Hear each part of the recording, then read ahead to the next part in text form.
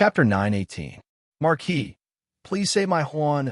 When it was close to noon, Mei Jun, old Neo and his wife, as well as the first couple who knelt on the ground, arrived at the Yunshan residence. Han Xiaoyan was carrying a baby boy. When she saw Li Zixuan, she immediately knelt and kowtowed. Li Zixuan quickly stopped her and said, "Enough, enough. If you want to see a doctor, just do it. Why are you kneeling? Come in." He hated it when others knelt before him. "So, it's Marquis Yongin." When the couple saw Li Zixuan, they finally understood who Mei Jun had told them could save their child. Earlier, when they were rejected by godly Dr. Lin in front of the hanging pot hall, just as they were feeling hopeless, Mei Jun and his wife suddenly told them that there was someone who could cure cholera. At first, the couple thought that Mei Jun and his wife were swindlers. However, when they saw the dying child in Han Xiaoyan's arms, they decided to come and take a look. What if Mei Jun was telling the truth? Who would have thought that they would actually see Li Zixuan? They were originally from a village near Chong in city. Not only had they heard of Li Zixuan's deeds, they had even seen him in person. When they thought of Li Zixuan's reputation as the son of an immortal, their hearts were filled with hope and surprise. They hurriedly came forward to bow. Li Zixuan, who was afraid of being knelt, quickly waved his hand and said, all right. I don't like these formalities. Quickly bring the child in." With that, he turned around and entered the main hall. Inside the house, old man Li and Madame Li were nowhere to be found. Lana was also missing. As Li Zixuan had arrived at Yunshan before Mei Jun and the rest on horseback, Han Yushi knew why they were here. At this moment, she kindly poured a few cups of water for them. Mei Jun and the rest were too embarrassed to accept it. They all said that they didn't need it. Li Zixuan said, "Just accept it. You all must be tired from running around with the child this early in the morning. Sit down and have a cup of water." Only then did everyone accept it. After running all morning, they were indeed thirsty. Li Zixuan took advantage of this time to check the physical condition of the four children one by one. Gradually, he frowned. Daniel and Ernio were still fine. These two naughty children were as strong as two oxen. Although they had cholera, it had only been less than a day since the onset of the disease. At most, they would collapse from diarrhea. As long as they took 2 doses of medicine, they would definitely be cured. However, the other 2 children were troublesome. Due to his young age, the child named Xiao and had fainted after a night of diarrhea. Not only that, the child was now running a low fever. This was really troublesome. In this era, there wasn't any special medicine that could reduce fever. If he wanted to use Chinese medicine to reduce fever, he had to think of a good prescription. As for Mei Jun's infant child, how could he possibly withstand the torment of a disease as violent as cholera? At this moment, he could only be described as on the verge of death. His breathing was extremely weak, and if not for Li Zixuan's profound inner qi and extremely sharp perception, he would have thought that the child was already dead. Looking at the anxious expression in the couple's eyes, Li Zixuan felt a little uncomfortable in his heart. In a few more years, perhaps he would also be a father, right? At that time, if his child also contracted a serious illness that he couldn't treat, he and Han Yushi would probably be as anxious as the Mei Jun couple now, right? Shaking his head, Li Zixuan took 2 steps back. When he shook his head, Han Xiaoyan thought that her child couldn't be saved. She immediately cried out and kept calling Juan.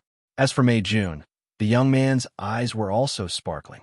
He looked like he was about to cry, but was holding back his tears.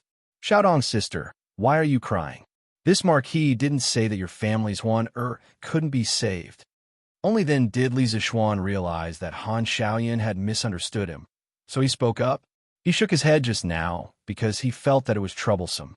After all, he had lived 2 lives and today was his first day as a doctor. But it wasn't that there was no way. There was so much information stored in his mind. If he thought about it carefully, he could still think of a way. "What?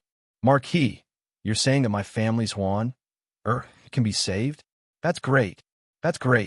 Marquis, if you can say my family's Juan, both of us are willing to be your slaves for the rest of our lives." When Han Xiaoyan heard this, she immediately raised her head and said with a face full of surprise, Li Zishuan waved his hand and said, "This marquis doesn't need you to be my slaves. Just live a good life in the future. If your family's one or wants to be cured, it's a little troublesome. I'll tell you later. Uncle Nyo, Auntie Nyo, your family's de Nyo, and Heir Nyo's conditions are relatively mild. I have 3 prescriptions here. Logically speaking, it should be able to cure your 2 children, but I haven't had the time to test it yet. If you're willing to give it a try, I'll get Pang Feiji to get the medicine for you. If you're worried about the risks, I won't force you. After 2 days, when I've tested the effectiveness of this prescription, it won't be too late for you to come and get the medicine." The main problem now was that Li Zishuan's 3 prescriptions had not been tested in clinical trials. Although there were no problems with the prescriptions from a pharmacological and pathological point of view, whether they would be effective or not still needed to be tested. To a certain extent, Li Tai, Cheng Chumo, and the others had become test subjects this time. However, this was all tacitly approved by Li Er, Zhang Sun, and Cheng Yaojin. After all, these people were experienced and knowledgeable. They knew that there were very few people in the world who could cure cholera. It was already very rare for Li Zishuan to have 70 to 80% confidence in curing cholera. The reason why Li Zishuan's 3 prescriptions had not been promoted was that they were waiting for Li Tai's test results. This was also one of the reasons why he had specially instructed Mei Jun not to spread the news. "Marquis, even if I don't trust anyone, how can I not trust you?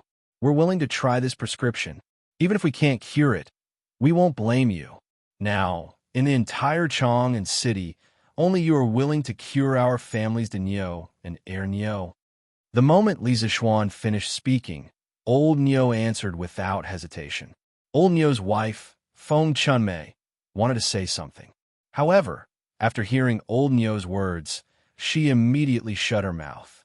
This was because she knew that Old Nyo was right. Cholera was not only an illness that no one could cure, but also no one was willing to get involved. It was just like what happened in the hanging pot hall this morning. "That's good. You guys carry Nyo and Heir Nyo back first. I'll get someone to send the herbs over to you later." Li Zishuan nodded. Old Nyo subconsciously said, "Marquis, how can we let you spend money on this? I'll go get the herbs myself later." Li Zishuan waved his hand and said, "Uncle Nyo, there's no need to say anything more. You should quickly send Nyo and Heir Nyo back to rest, so that I can treat the other 2 children." Old Nyo also knew that Li Zishuan did not care about this small amount of money at all. Hearing this, he could only bring his wife and 2 children out. As for Li Zishuan's kindness, Old Nyo made up his mind to find a way to repay it in the future. Chapter 919. Which village are you from? After the Nyo family left, Li Zishuan didn't rush Pang Feiji to Chong and city to get the medicine because there were still 2 more patients. It wouldn't be too late to get them together. At this moment, he looked at the couple from the outer village and asked, "Marquis, we are the villagers of Liujia village. My name is Lu Dazhuang, and this is my wife, Mei Xianglan. Marquis, Liujia village is now your fief." Lu Dazhuang couldn't help but remind Li Zishuan when he saw that he was still calm after the introduction. "Oh." Li Zishuan raised his eyebrows. Since he was made a marquis, his fief had expanded a lot. However, he had been busy with the academy and hadn't had the time to check it out. He had asked butler Wang Zhong to do the handover. Therefore, when the burly man mentioned Liujia village, he didn't react immediately. "Lu Dazhuang, your child has not only contracted cholera, but also a cold. If you want to treat cholera, you have to bring down his fever first. I can give you a prescription to bring down your child's fever quickly. As for cholera, you heard it just now. It's up to you whether you want your child to continue receiving treatment or not." In just a short while, Li Zishuan had already selected an excellent prescription to reduce fever in his mind. In ancient times, due to the lack of medical technology, it was common to die from minor illnesses like colds and fevers. However, this didn't mean that traditional Chinese medicine couldn't cure colds and fevers. On the contrary, traditional Chinese medicine had many ways to deal with colds and fevers. Generally speaking, they could be divided into 3 categories. First, The method of removing the firewood from under the cauldron was equivalent to the method of ventilating the internal organs and releasing heat in Chinese medicine. That was to use medicine that was bitter and cold to clear bowels to reduce fever. However, this child was still suffering from cholera. He was already vomiting and having diarrhea. If he were to use this method to clear bowels, wouldn't it be adding insult to injury? Second, the method of treating heat with cold was also one of the most commonly used methods of reducing fever in traditional Chinese medicine. That was to use medicine that was cold, sweet, or bitter to reduce fever. However, cold medicine could easily damage the spleen and stomach, so it was not suitable for this child's situation. In the end, after much consideration, Li Zexuan chose the third method, which was the method of stopping the boiling. It was equivalent to the method of dispersing fever in traditional Chinese medicine, which was to use Xian sand to achieve the goal of reducing fever. The main principle was to reduce the fever through sweating. It just so happened that cholera was a type of cold disease, and sweating could also be used as an auxiliary treatment for cholera. However, sweating profusely was also quite taxing on the human body. This child was still young, so he would definitely not be able to withstand the excessive use of medicine. Therefore, when writing the prescription, it was a test of Li Zexuan's calculation ability. Lu Dazhuang and his wife had just experienced the experience of being rejected by many medical centers in the morning. Old Cow's choice just now gave them a certain amount of confidence. At this moment, they did not hesitate and bowed to Li Zexuan. "We believe in Marquis. We beg Marquis to treat our Shaoan. Even if he is not cured, we will only be grateful to Marquis. We will definitely not have any complaints." "Okay, since that's the case, you two can wait here for a while. I will get someone to get the medicine for your child in a while. I will also tell you how to decoct this medicine." Since they trusted him so much, Li Zexuan would do this good deed to the end. He was definitely going to save this child. Lu Dazhuang and his wife bowed to Li Zexuan sincerely. "Thank you, Marquis. Marquis's great kindness. Dazhuang will remember it for the rest of his life." Li Zexuan waved his hand and said that there was no need to be so courteous. Then, he turned around and looked at the child in Han Xiaoyan's arms. "Give the child to me. Let me take a closer look." Li Zexuan looked at Han Xiaoyan and said. Han Xiaoyan naturally agreed. She carefully handed the child to Li Zexuan. Although Li Zexuan had died tragically before he could become a father in his previous life, this did not mean that he did not know how to carry a child. In his previous life, his sister's child had been carried by him many times. He skillfully carried the child over. At the same time, he kept the child's spine and elbows at the same level. This was beneficial for protecting the child's fragile spine. What a fragile little life. Li Zexuan used his hand to press against the child's tender feet. A trace of pure Taoist Jinqi began to enter the child's body. It was said that newborn children were the purest, and it was not an exaggeration to say that they had an innate body. However, Li Zexuan used the Jinqi to examine the child's abdomen and found that there were a lot of impurities. This must be the cause of cholera. Li Zexuan was in a dilemma. He could try to use his Jinqi to open up this part of the blockage and alleviate the child's condition. However, the child was only a few months old. It could be said that the child's meridians were as fragile as thin paper. Li Zexuan had to be very careful when using his Jinqi to examine the child's body. How could he dare to use his Jinqi to help the child unblock his meridians? However, the child's breathing was so weak that it would be difficult to wake him up with just the power of the medicinal stone. Unless Sun Simiao came personally, there would be a chance. Thinking of this, Li Zexuan could not help but frown deeply. The situation was far more difficult than he had imagined. Mei Jun and Han Xiaoyan saw the expression on Li Zexuan's face. Their hearts sank, but they did not say anything to disturb him. Just as Li Zexuan was about to give up, something strange happened. Li Zexuan suddenly felt a trace of very active and full of vitality in his body. It directly flowed to his arm, and then tried to enter the child's body through his palm. Li Zexuan was shocked. He subconsciously thought that the Jinqi in his body was out of control. He hurriedly used the Taishan Sutra to suppress the trace of Jinqi.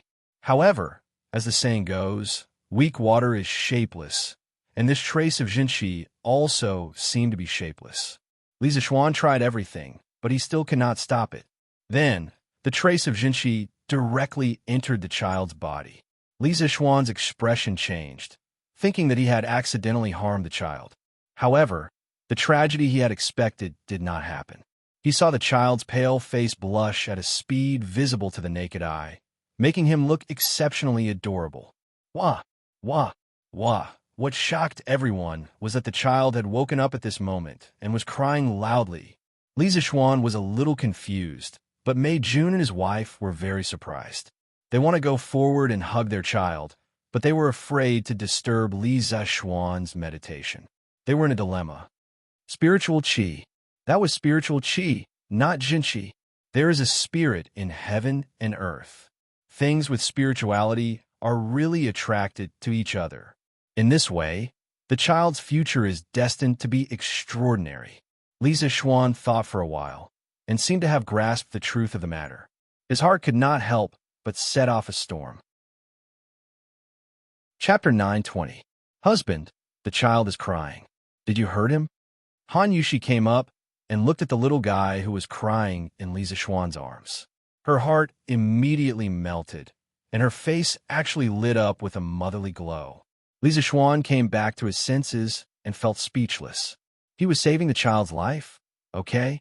Why did his wife say that he was a weird uncle who bullied children?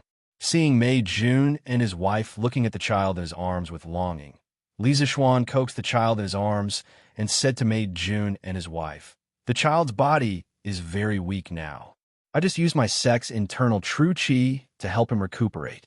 If you want to cure the cholera in his body, I'm afraid it will be more troublesome than Nyo and Nyo."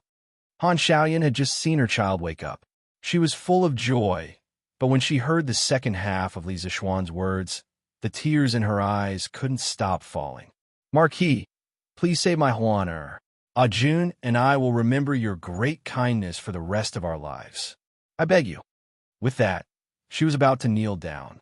Han Yushi hurriedly pulled her and comforted her. "Sister Xiaoyan, don't be like this. Since husband can wake Huan up, he must have a way to cure your Huan." Han Xiaoyan and Han Yushi used to be sisters from the same village. They had a very good relationship. In Han Yushi's impression, Han Xiaoyan had always been an extremely strong woman. Now that she knelt down to Li Zishuan, it showed that she cared about the child very much. This kind of motherly love touched Han Yushi very much. Li Zishuan hurriedly said, "Sister Xiaodong, you don't have to be like this. I didn't say that I won't save the child. How about this? The two of you stay here first. I'll help the child recuperate for 2 days. At the same time, I'll prescribe some mild medicine to relieve his illness. What do the two of you think?" Hearing that Li Zishuan was willing to help with all his strength, Han Xiaoyan immediately stopped crying. However, she hesitated and said, This isn't very good. Marquis, we are already very grateful that you are willing to save our family's Huan. How can we disturb you here?" Mei Jun echoed. That's right. That's not good. Why don't we send Huan here every morning and pick him up at night? This way, Han Yushi advised, "Sister Xiaoyan, why don't you stay? We've been good sisters for so many years, so why are you being so polite? It just so happens that we haven't caught up in a long time. I'll sleep with you tonight. Let's have a good chat." When Li Zishuan heard this, his face darkened and he almost vomited blood. In the end, Han Xiaoyan agreed to stay at the Cloud Mountain residence. However, Mei Jun was chased away by her. The reason was that the clothes at home still needed to be collected, and her parents-in-law still needed someone to take care of them. At night, Li Zishuan groomed Huan Er's body twice before tragically returning to the guest room to sleep.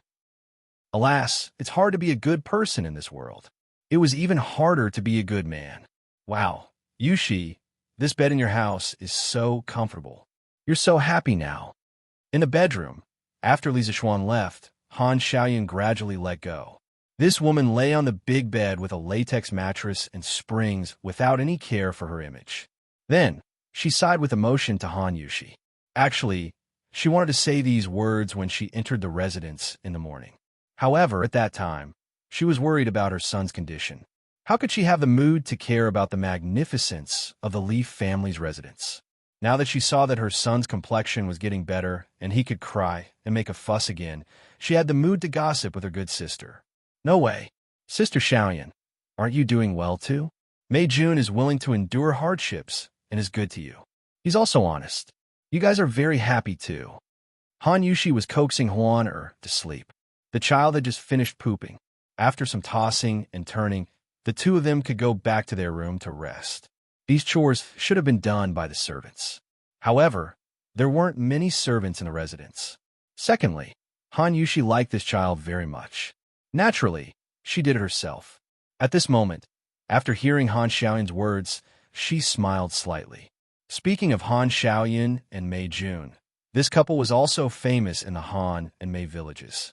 The reason for their fame was naturally that Mei Jun was famous for being afraid of his wife. They were comparable to Feng Xianling and his wife. He's so dull. How can he be as good as you say he is? Han Xiaoyan rolled her eyes and curled her lips. However, although she said this, she couldn't hide the happy smile at the corner of her mouth. Hee, whether he is good or not, Sister Xiaoyan, you know clearly. You don't have to tell me. Han Yushi used her hand to gently touch the little fellow's tender face. Then, she turned her head and smiled at Han Xiaoyan. I don't know if you have accumulated some great merit in your previous life. In this life, you actually found a good husband like the Marquis of Yoan. Young, rich, powerful, and capable. I don't know how many ladies in Chong and City are jealous of you. Han Xiaoyan sat up from the bed and rolled her eyes at Han Yushi. A touch of warmth flashed in Han Yushi's eyes. However, she said embarrassedly, Actually, I don't know why my husband likes me, Han Xiaoyan hurriedly said. Okay. I don't want to hear about the love between you two. If I know too much, I will be silenced. At this moment, she suddenly said half-jokingly, Yushi, since you like children so much, why don't you have one with the Marquis of Yoan? Speaking of which, you two have been married for a long time. Moreover, the Marquis of Yoan is young and strong. It doesn't seem like. If Li Zishuan, who was lying in the guest room, knew that someone was slandering him for not being good in that aspect, he would definitely vomit 2 mouthfuls of old blood. Sister Xiaoyan, what are you saying? Han Yushi was extremely embarrassed. She hurriedly freed up a hand and covered Han Xiaoyan's mouth. Han Xiaoyan chuckled and broke free from the devil's claws. After a moment, she said seriously, Yushi, don't blame your sister for talking too much. Women, you only have a few years when you are young. Moreover, the Marquis of Yoan is young, promising, and handsome. If you don't give the Li family a little Marquis as soon as possible, you won't have a good time in the future. Han Yushi's face was slightly pale.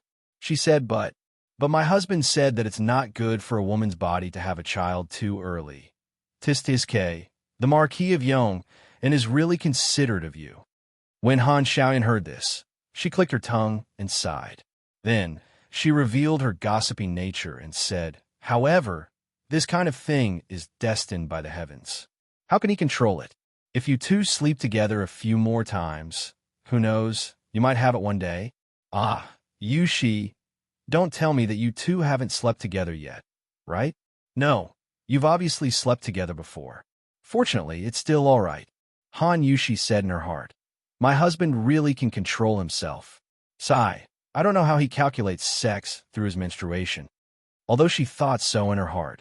How could Han Yushi have the nerve to tell Han Xiaoyan such a secret?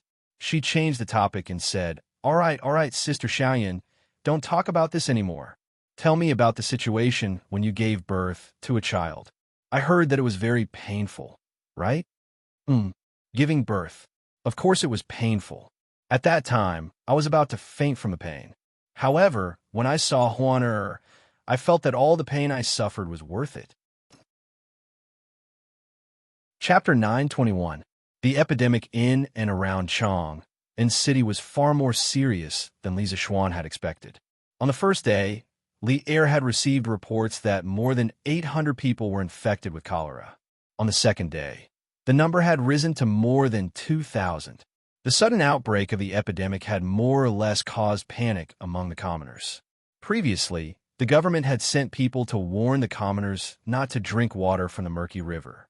Therefore, the commoners understood that cholera was transmitted from the river. Therefore, no one dared to fetch water from the river. No one even walked by the river. Many fishermen were unwilling to go into the river. In order to prevent the spread of panic, a detailed explanation of the source, pathology, and mode of transmission of cholera appeared on the headlines of the Tang Daily. The name under the headline was Lisa Schwan, which greatly increased the credibility of the news. Now that the Tang Dynasty dictionary had been implemented for almost half a year, there were more and more literate people. Basically, there were children in every family who could read the newspaper according to the dictionary. Therefore, the news in the Tang Dynasty Daily could be immediately known to ordinary people.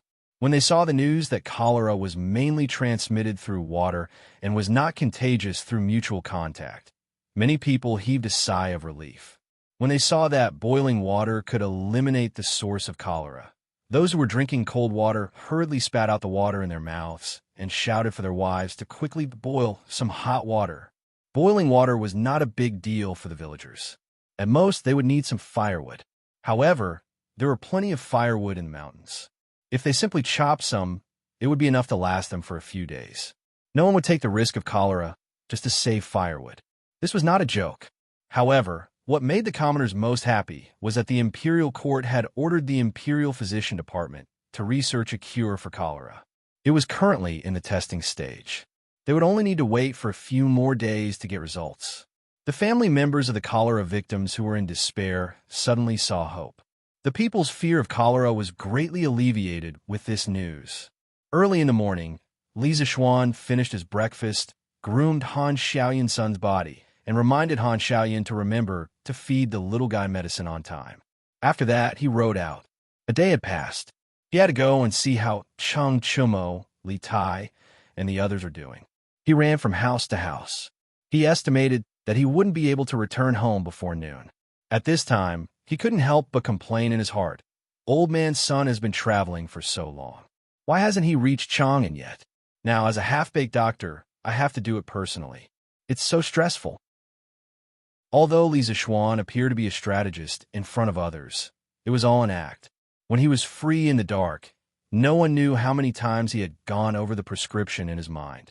He also flipped through many medical books that he had collected from the Imperial Physician Department because he knew that it was a matter of life and death. The slightest carelessness could lead to a large-scale medical accident. At that time, he would really have done a bad thing with good intentions. Now that Li Zishuan's Taishan Sutra had reached the 8th level, his spiritual power was no longer what it used to be. Once his brain seriously thought about something, a day of thinking was equivalent to a month of thinking without sleep or rest. The more he thought about it, the more confident Li Zishuan was in the 3 prescriptions to treat cholera. But for this kind of thing, it was better to see it with your own eyes. The first stop was to go to the Sun family. Sun Fujia was in the morning court now. Before she left, she must have instructed the gatekeeper. Li Zishuan revealed his identity and was directly welcomed in. When Madame Sun saw Li Zishuan, she was naturally full of grateful words. When he finally saw Sun Zifan lying on the bed, Li Zishuan asked about the child's condition. Marquis Owen, after my Fanner was sent back yesterday, I asked someone to give him medicine on time according to your instructions. This medicine of yours is really magical. Last night, Fanner only got up twice and pooped, and now his complexion is much better.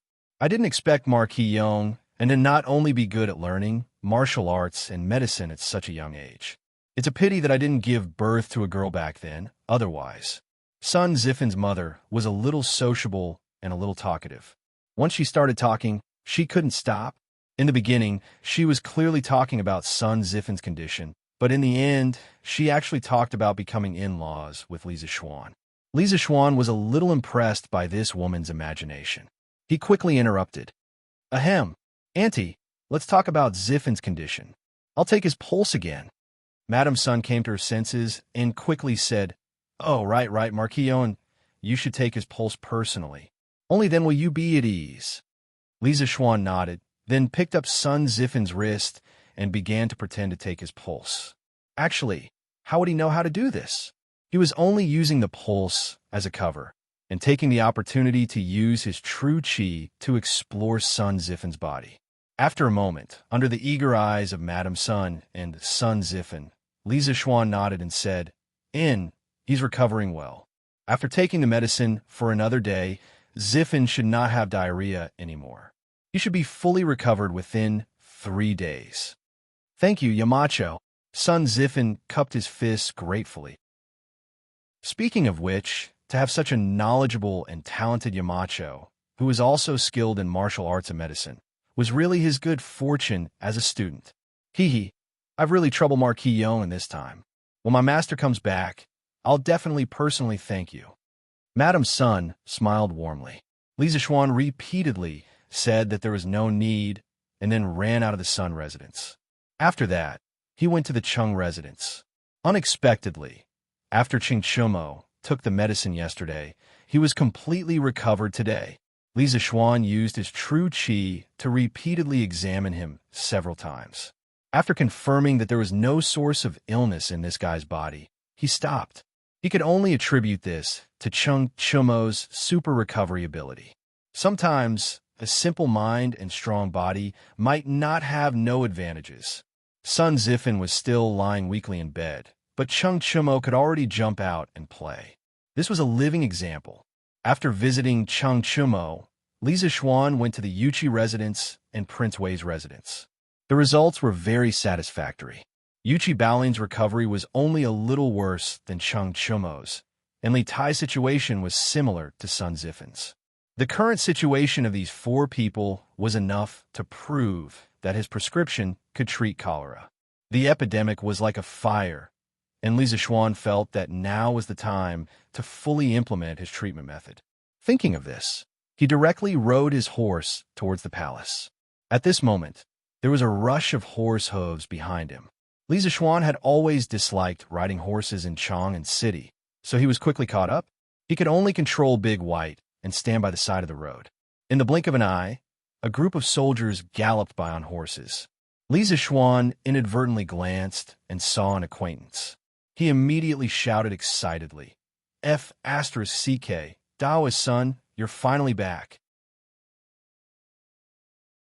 Chapter 922. At this moment, Sun Simiao was riding on a sturdy black horse. As the black horse galloped up and down, Sun Simiao's beard and hair swayed. If it weren't for the fact that he had practiced some Taoist Qigong for the convenience of practicing medicine, his entire body would have been shaken to the point of falling apart. The cavalry was as fast as the wind. It only took a moment for them to pass by Li Zixuan, so Sun Simiao didn't notice Li Zixuan on the side of the road. Besides, he was already dizzy from the bumps along the way. How could he have the time to pay attention to the pedestrians on the side of the road? Li Zixuan waved his hand and fanned away the smoke around his nose. Then he got on the horse and chased in the direction of Sun Simiao's group. In the Imperial Palace, it was already close to noon. Lier had just come out of the Suite du Hall and was about to go to the harem to have a meal with Empress Zhang's son. At this time, a guard came to report that Dugu Xian wanted to see him. Li Er's heart moved, and he immediately summoned him. Then he turned back to the Suite du Hall. After a while, he saw Dugu Xian enter the hall with 2 soldiers. Behind them was a white-haired old man, Sun Simiao. Dr. Sun, without waiting for Dugu Xian and the others to greet him, Li Er came down from above and greeted Sun Simiao. He said excitedly, Dr. Sun, you are finally back. I was just trying my luck by sending the guards to the Taibai mountain area to look for you. I didn't expect to find you. It's great that you can come back to Chang and I don't have to worry about the epidemic in Chang and now. Sun Simiao shook his head and then cupped his hands to Li Er. He said, Your Majesty is too kind. This poor Taoist took my disciple to travel around the world and planned to return to Chang'an soon. A few days ago, I happened to be picking herbs in the Taibai mountain. I didn't expect to meet your Majesty's Imperial Guards. This poor Taoist was shocked to hear that there was a cholera in Chang'an City, so I rushed back without stopping. I hope this poor Taoist is not too late. Cough, cough. Actually, this old Taoist was still dizzy. Who knew how he'd come all this way? Sun Simiao had been traveling day and night without rest, and had even lost a few of his horses. Although he practiced energy arts, he had never trained his body, and was only slightly stronger than the average person. Strictly speaking, he wasn't even as strong as the Imperial Guards around him. Therefore, the entire journey had been a huge test for Sun Simiao's body. At this moment, Duguxan finally had the chance to bow and say, "Your Majesty, the Imperial Guard were on a fast march last night. Yesterday afternoon, they found Priest Sun in the depths of Taibai Mountain. Then, they rushed back with Priest Sun in the middle of the night. During the journey, 20 of the best war horses were killed, and 10 of the war horses were severely damaged. They might not be able to return to the battlefield. Apart from the 5 soldiers who escorted Sun Daozhang's disciple, the remaining 27 of the 32 Imperial Guards have all returned." Lier nodded in satisfaction. He didn't care about the war horses that had been damaged. To him, it was completely worth it to be able to exchange for Sun Simiao, this old immortal, to return to Chang and in time. The Imperial Guards have performed meritorious service by finding Dr. Sun in time. All 32 of them will be promoted by 1 rank. They will be given 2 days of rest before returning to the barracks to report on their work. Dugu Fang cupped his fists and said, "I thank your Majesty on behalf of my brothers. You may go and rest." After saying that, Lier looked at Sun Simiao and said, "Dr. Sun has returned at the right time. Now that the number of cholera patients in Chang and is increasing rapidly, the Imperial Court is, Your Majesty, the Marquis of Yong, and requests an audience." As Lier was speaking, a chamberlain walked in and said carefully. Sun Simiao was puzzled. He remembered that when he left Chang, and this year, the title of Marquis of Yong and didn't exist. His puzzlement didn't last long. "Summon." Lier's expression changed, and he quickly gave the order. A moment later, Li Zixuan walked in travel-worn. When Sun Simiao saw that the person who came was Li Zixuan, a hint of surprise appeared on his face. When he left Chang, and Li Zixuan was clearly just a county boy. How did he become Marquis in the blink of an eye? When did the Marquis of the Great Tang become so worthless? "Your subject greets your Majesty." "Rise." "Li Zixuan, you came at the right time. I was just discussing the epidemic in Chang, and with Priest Sun." After a round of greetings, Lier smiled and said. Li Zixuan nodded, then cupped his fist at Sun Simiao and said, "Priest Sun, long time no see. I've been thinking about you day and night, and you're finally back. Now, I can finally heave a sigh of relief." Li Zixuan couldn't be more happy that Sun Simiao could return so early. After all, his half-baked medical skills couldn't compare to Sun Simiao's. Now that Sun Simiao was in charge of Chang and City, the pressure on Li Zixuan's shoulders would undoubtedly be reduced by a lot. Sun Simiao stroked his beard and smiled. "Little Xian, you've already been conferred the title of Marquis after not seeing you for a few months. Congratulations."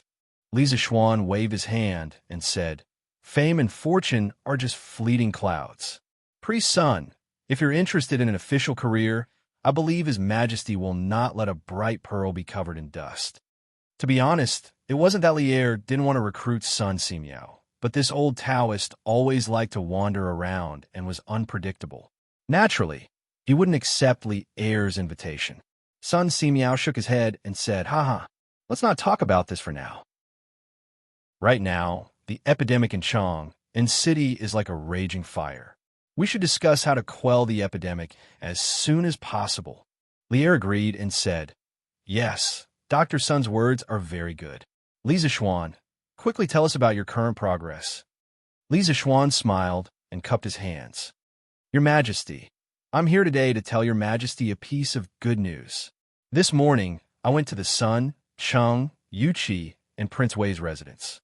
After my diagnosis, Cheng Chimo's cholera has been completely cured. Yuqi Baolin has basically recovered. As for Sun Zifan and Qin Ke, due to their weaker physiques, their recovery is slower. However, they only need 1 more day of medicine to basically recover. This means that the 3 doses of medicine I prescribed can be used to treat cholera. The Imperial Court can immediately start distributing medicine to the people to treat cholera. Lier heard this and said in surprise, "Is this true? Qingke and the rest are fine?" Li Zishuan nodded affirmatively. Sun Simiao, who was at the side, asked curiously, "Little Xian, can you tell me about the prescription?" To be honest, the ancient books have always lacked records on cholera treatment. I've also been researching cholera treatment methods all this time. Li Zishuan smiled and said, "Of course. My medical skills are not good, so I can ask Priest Sun to help me. After all, it's a matter of life and death." Seeing this, Lier waved his hand, and a young eunuch went to fetch a brush and ink. Li Zishuan quickly wrote down the prescription he had written earlier. Sun Simiao took it and began to read it seriously. His mouth was still muttering in a low voice, as if he was mumbling something. He was trying to figure out Li Zishuan's prescription. Chapter 923. Wonderful, wonderful, wonderful, wonderful. These three prescriptions advanced layer by layer, attacking the source of the disease endlessly. First, it warms the meridians to stop the bleeding, replenishes the yang, strengthens the yang and stops diarrhea, dispels the cold and stops the pain. Finally, it warms the stomach and reduces the nausea. Especially the hearth soil, it's really wonderful. I didn't expect Xiaoshuan's medical skills to be so brilliant, to be able to think of such a wonderful prescription. It seems that even if I don't rush back to Chang, and the epidemic will be fine. In the Sweet Dew Hall, Sun Simiao exclaimed in surprise after reading Li Zishuan's prescription. Of course, Li Zishuan's prescription wasn't complete. Li Zishuan didn't mention the method of using toilet paper to smoke the patient. If he did, even the divine Dr. Sun Simiao would be stunned. Li Zishuan thought that this prescription was the crystallization of the wisdom of dozens of generations of Chinese doctors. Of course, it was awesome. However, he still had to be humble at this time. Thus, he cupped his hands and said, "Priest Sun, you flatter me. This prescription was summarized by my master. I don't dare to take credit for it. Do you think there's anything that needs to be changed?" Sun Simiao sighed and said, "Spiritual Master Ling Su is worthy of being an expert. I can't compare to you. Since this prescription has already cured cholera before, it naturally means that there's no problem with the prescription itself. Right now, we should prepare a large amount of medicine to pacify the epidemic as soon as possible. Fortunately, the herbs in this prescription are all common herbs. Even if we prepare a few thousand portions of medicine, it shouldn't be a difficult task for the imperial court." Lier agreed and said, "Yes, I'll order the Imperial Medical Department to prepare the medicine quickly. Tomorrow morning, we'll start distributing the medicine to the people in the city. Priest Sun, you've been running around and must be tired. Go back to the official residence and have a good rest. If the treatment of the epidemic doesn't go well, I'll need you to take charge of the situation." It wasn't that he didn't believe in Li Zishuan, but he always felt that Li Zishuan didn't seem to be confident in his medical skills. With Sun Simiao, an experienced doctor, by his side, there was no doubt that it would be safer. "Thank you, Your Majesty. I'll take my leave." Sun Simiao did not force him. He had been traveling day and night, so he was indeed tired. Li Zishuan had achieved his goal in coming to the imperial palace, so he took his leave. The two of them left the palace together. On the way, Li Zishuan told Sun Simiao in detail about the source of the cholera in Chang and the infection situation. After listening to him, Sun Simiao said in surprise, "Little Xian, your explanation of the cause of cholera is rather novel. According to the ancient books, the cause of cholera is clear qi in the yin and turbid qi in the yang. The yin qi flows in the meridians while the defensive qi flows in the opposite direction. If the stomach was in chaos, it would be cholera. What you're saying is that some small creatures that can't be seen with the naked eye can cause cholera to infect the human body. I've never heard of such a thing before, but if you think about it carefully, what you said might not be unreasonable. A long time ago, this penniless priest knew that it was easy to get sick from drinking raw water, but it was not easy to get sick from drinking boiled water. If there were really all kinds of small insects in the water, then it would be very easy to explain. But if there's a way to see the appearance of these small creatures, then it would be even more convincing." Hearing this, Li Zixuan's heart skipped a beat. He smiled and said, "What's so difficult about that? Just because they can't be seen with the naked eye doesn't mean that they can't be seen. To be honest, in a while, the Academy will have a tool that can directly see the general appearance of the moon hundreds of thousands of miles away. If such an incredible thing can be realized, then why can't it be possible to observe the small creatures in the water?" Sun Simiao had been a doctor for half of his life. Even though he had traveled all over the world and was very knowledgeable, he had never heard of such a bizarre thing. At this moment, the surprise on his face was even stronger. Ordinary people can actually see the appearance of the moon in the sky. "Little Xian, are you serious?" Li Zixuan nodded and said, "Of course. When the time comes, you can also go to the Academy to see for yourself." Academy? Sun Simiao only just realized that Li Zixuan had mentioned the Academy in the previous sentence. He asked curiously, "Little Xian, what academy are you talking about? Where is it located?" Li Zixuan replied, "Daoist son, the academy that I'm talking about is Yinhuang College in Yinshan. Currently, many engineering talents have gathered there. In the future, they will create even more novel things." Yinhuang College? Sun Simiao thought for a while and suddenly realized, "Oh, I remember now. A month ago, I heard of Yinhuang College in the Sui province area. Moreover, you are the Yamacho of Yinhuang College. I almost forgot about this. Speaking of which, little Xian, did you set up this academy just to spread the so-called engineering?" Li Zixuan shook his head and said, "I mainly want to carry forward my master's knowledge and not let it be lost." Sun Simiao said with a gratified face, "Not bad, not bad. If spiritual master Lingshu has a disciple like you, he would be very pleased." Li Zixuan secretly muttered in his heart, "If spiritual master Lingshu really has a spirit in heaven, he would definitely send down a bolt of divine thunder and blast this evildoer to death." "Oh, by the way, Daoist son, since you're living in the Chang and official residence, why don't you live in Yinshan?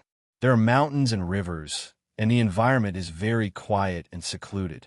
I have prepared a courtyard for you. When you're free, you can go to the academy to take a look. It is also convenient for me to ask you about medical skills." Li Zixuan rolled his eyes and began to have evil thoughts. This guy actually started to have ideas about Sun Simiao. "Courtyard? No need, no need. I am used to traveling. Even if you give me a courtyard, it will only be a waste. What's more, how can I accept such a valuable thing for no reason?" Sun Simiao hurriedly waved his hand. Li Zixuan smiled and persuaded. "In the spring of this year, I was attacked by bandits in Zhongnan Mountains and was beaten down a cliff. If it weren't for Daoist Sun's help, I am afraid that I would not be alive to continue standing here. Therefore, Daoist priest Sun, you absolutely cannot say that you don't deserve a reward without any effort. As for the courtyard, it is a very simple house and is not worth much. Daoist Sun, please don't refuse. No matter how many days you stay, I will always keep the courtyard for you. Keep it. What if you need it in the future?" Li Zixuan had already mentioned Sun Simiao's favor to him at Zhongnan Mountains.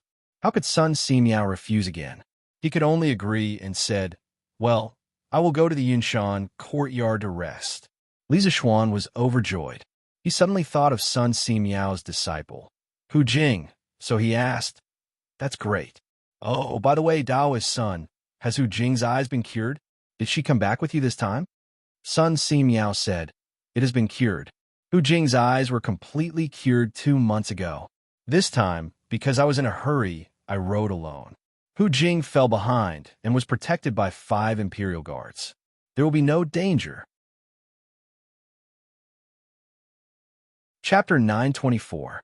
After verifying the effectiveness of the prescription and Sun Simiao's return, the epidemic in Chang and city finally had hope of quickly calming down. The next step was for the Imperial Physician Department to prepare the antidote for the people. Chang and city had never experienced a large-scale epidemic in the Tang Empire since its founding more than 10 years ago. Looking at the previous dynasties, once an epidemic broke out in the country, it would usually cause thousands of deaths. It was extremely rare for an antidote to be developed less than 3 days after the outbreak of the epidemic. It was a blessing for the people to be born in this era. The 3 prescriptions that Li Zixuan had provided were all ordinary herbs. Therefore, even if it was more than 2,000 sets of antidotes, it would not be a difficult task for the Imperial Physician Department. Moreover, with the current financial situation of the Imperial Court, even if it was 10 times the amount, they would still be able to support it. However, there was one herb that was not easy to buy, and that was the stove earth. The main reason was that before this, no one had thought that it could be used as medicine. Naturally, no one would collect it and sell it for money. However, it was unrealistic to ask people to collect the stove earth because there was not enough time.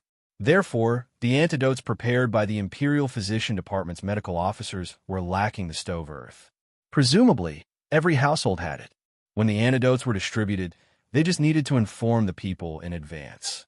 On Li Zixuan's side, when Sun Simiao agreed to stay in the Cloud Mountain courtyard, he immediately gathered people to tidy up the 3rd courtyard and quickly arranged all the commonly used furniture inside. Sun Simiao took some luggage from the official residence and arrived at Yinshan Villa. First, he stood outside the academy and sighed at the luxury of Yanwang College. When he saw the temporary residence that Li Zixuan had arranged for him, Old Sun suddenly lost his calm. In the morning, Li Zixuan had told him that the villas in Yinshan were very simple and crude houses that weren't worth much. But now, what he saw was a flat cement floor, a 2-story building, and clean and bright glass windows. No matter how he looked at it, it couldn't be considered simple and crude at all. Ahem, Daoist son, this courtyard only looks good on the surface. In fact, the materials provided by my workshop and the manpower provided by the academy are really not worth much.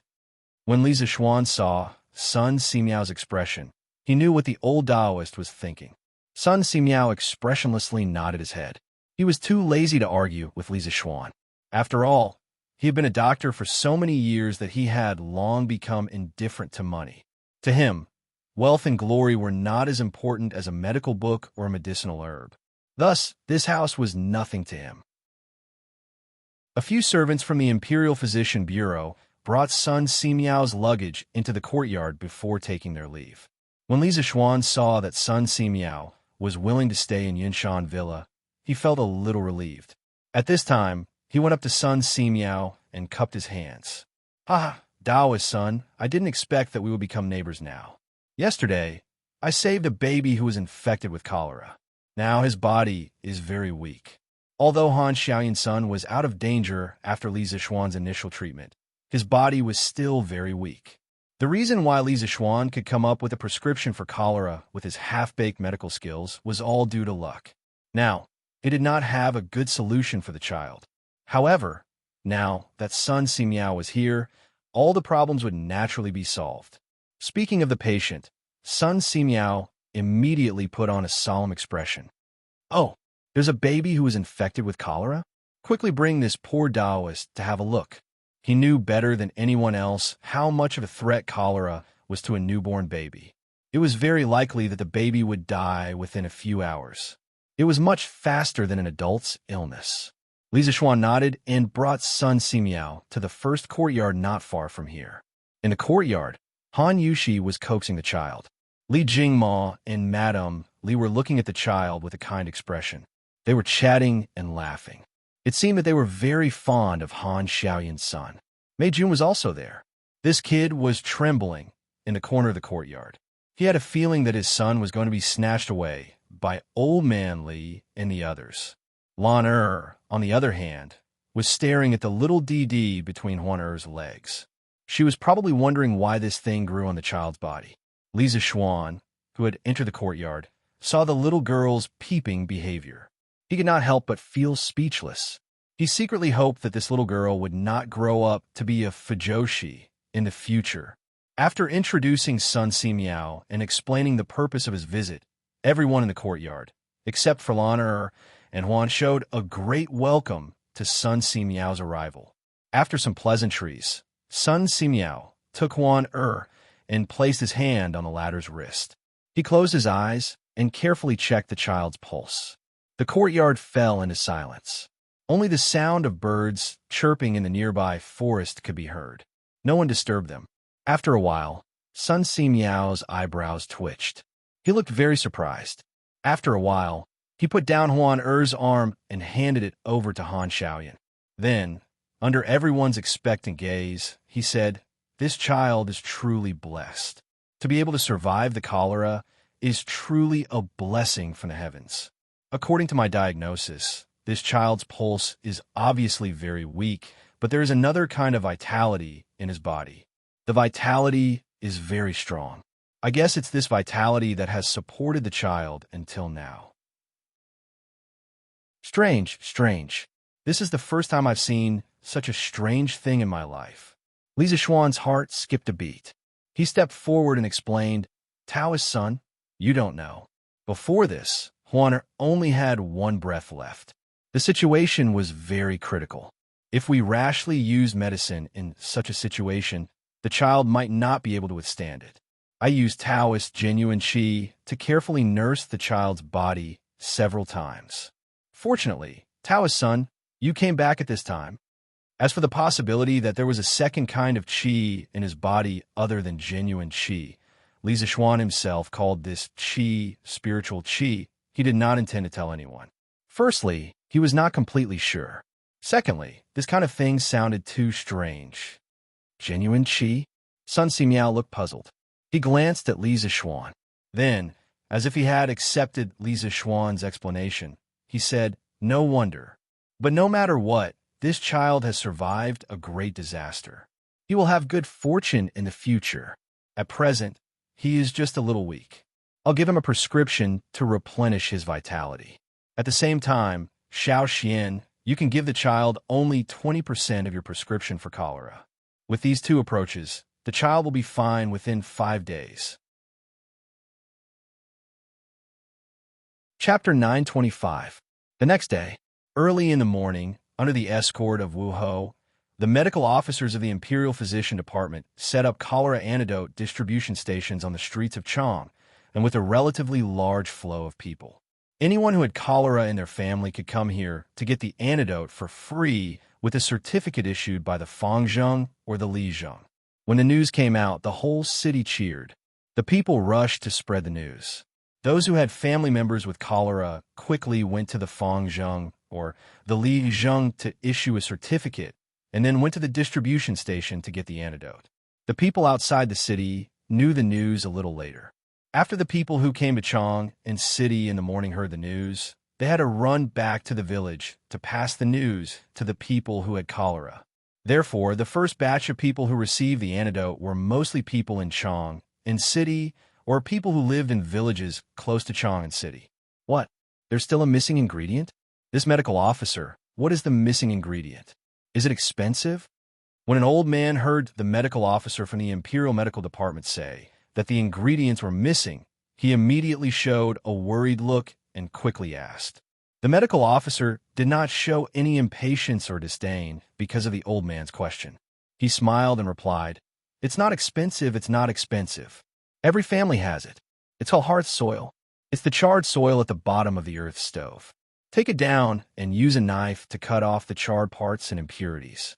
Put it in the third set of ingredients you just received and fry it together."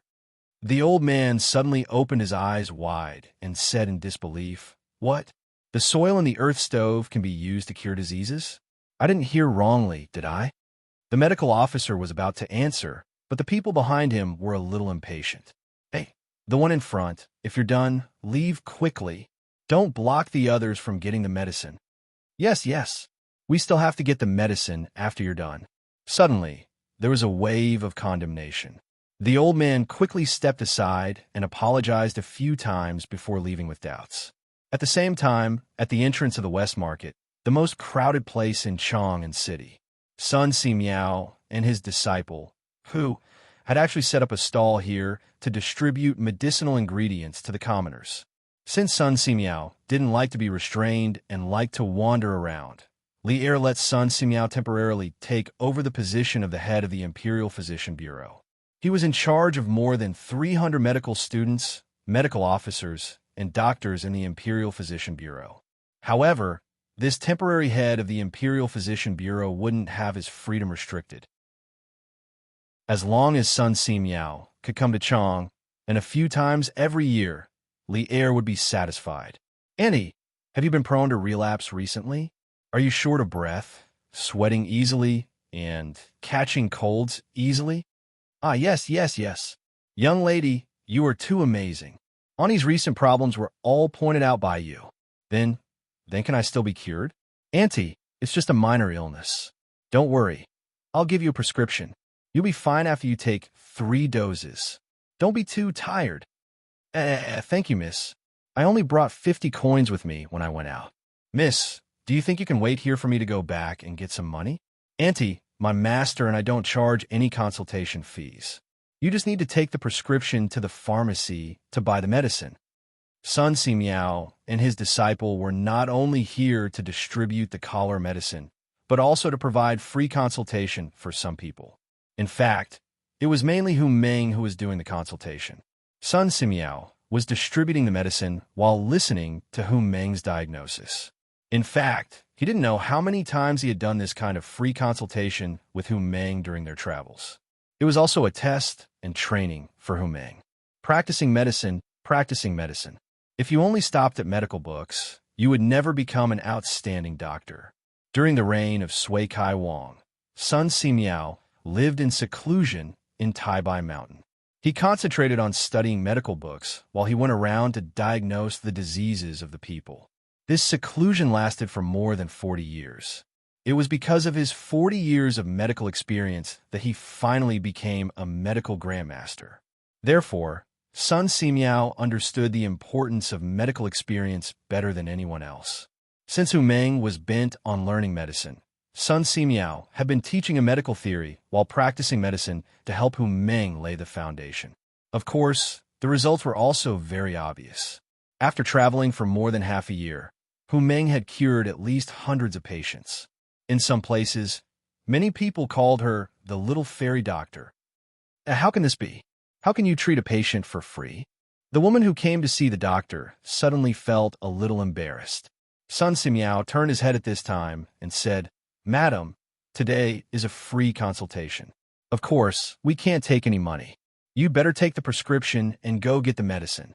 There are still patients waiting to see the doctor behind you. A cough, cough. Thank you, Dr. Sunday. Thank you, miss. The woman quickly said goodbye. The next patient was a middle-aged man. Looking at his clothes, he didn't seem to be from a poor family. Unexpectedly, he also came to participate in the free consultation. Dr. Sun, this old man heard that you're holding a free consultation here and rushed over. Can you take a look at this, Meng? The man didn't directly extend his wrist to Hu Meng. Instead, he respectfully asked Sun Simiao, what is the meaning of this? The patients in the line behind began to talk. He doesn't believe in that little girl's medical skills. Hey, actually, I don't believe it either. T, don't look down on people. Although this girl is young, her medical skills are excellent. It is said that when Dr. Sun traveled to Liang province, there was a plague in a village. This girl didn't sleep for 3 days and cured all the people in the village who were infected with the plague. The local people call her the little fairy doctor. She's so amazing? Of course, this time, I came specially to find the little fairy doctor to treat my illness. Some people are really blind. After hearing the middle-aged man's request, Sun Simiao, who was dispensing medicine, turned his head to look at the man. Then, he turned his head back to dispense medicine and said, Your illness can be cured by my disciple. Don't worry. This old man still has to busy himself with dispensing medicine. But no buts. If you don't believe this old man's words, why bother looking for this old man? The middle-aged man wanted to say something, but he was instantly refuted by Sun Simiao. He had no choice but to sit in front of Hu Meng obediently and extend his arm. Hu Meng wasn't annoyed by being looked down upon. She smiled sweetly and said, Uncle, don't worry. Even if it's an illness that I can't treat, my master will definitely help. As she spoke, Hu Meng's 2 fingers were already on the middle-aged man's wrist. Chapter 926. Uncle, your face is a little pale. Are you afraid of the cold recently? Your limbs are not warm, and you are often in low spirits? After a while, who moved her finger away, looked up at the middle-aged man, and asked. And yes, the man answered in a muffled voice. Who continued, in addition to these, have your waist and knees been weak recently? Frequent urination and excessive urination at night? The man nodded again. When the patients in the queue saw this, they couldn't help but admire Hu's medical skills even more. At this moment, Hu said, Uncle, you have a deficiency of yang, and it's a deficiency of yang in the kidney. I will give you a prescription to replenish your yang qi. You have to pay attention to not be too tired recently. Deficiency of yang in the kidney? Haha, so this brother has a deficiency of the kidney. The patients in the queue were stunned at first, and then they couldn't help but laugh. A big man was actually recognized by a little girl as having a deficiency of the kidney. This was indeed very embarrassing. The middle-aged man was laughed at until his face turned red. He couldn't wait to find a hole to hide in, whose expression was calm. There was no ridicule or any other messy expression on her face. She was like a master who had seen through the world of mortals. In just a few breaths of time, who had actually finished writing the prescription. She glanced indifferently at the patients who were laughing behind her. With just one glance, it was as if there was some kind of magic power, and the mocking laughter gradually stopped. Master said that there is no need to be afraid of treatment. Mortals eat grains and miscellaneous grains, and there is no one who doesn't get sick for a lifetime. Everyone, please don't ridicule me for no reason. Don't do to others what you don't want done to yourself. Who said meaningfully. Then she said to the middle-aged man in front of her, Uncle, this prescription was developed by my master. It is specially used to treat deficiency of yang in the kidney. Please keep it well. The middle-aged man felt both embarrassed and ashamed. He hurriedly said a few words of thanks and left. Next, today was Tuesday. Yanwan College officially started classes today. Chung Chumo and Yuchi Baolin went to the college. Although Li Tai and Sun Zifan had recovered, they were still weak and needed to rest at home. In addition to the few of them, there were a total of more than 30 students in Yanhuan College who were infected with cholera. Li Zishuan sent people to the students' homes one by one to understand the situation. After confirming that no students had died of cholera, he was relieved. Today, Chang and City was distributing medicinal herbs. After breakfast, he rode a horse to Chang and City and happened to be at the entrance of the West Market.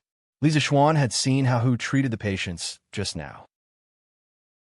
Now, whether it was her temperament or appearance, it was as if she was a completely different person. She used to be a blind farmer girl, but now she had become the little fairy doctor who was respected by everyone and had an extraordinary temperament. She had changed a lot. Haha, old Hu has suffered for half his life. Now, the bitterness is finally over and the sweetness is coming. One of his sons entered the college, and the other daughter is studying medicine under Sun Simiao. Both of them have a bright future, and their merits are immeasurable. Li Zishuan was sincerely happy for old Hu's family. Then, he quietly left and walked to the other places where the medicinal herbs were distributed. He wanted to see the effect of the medicine in the other places. The Tang Daily reported that the Imperial Physician Department was distributing the cholera antidote for free today.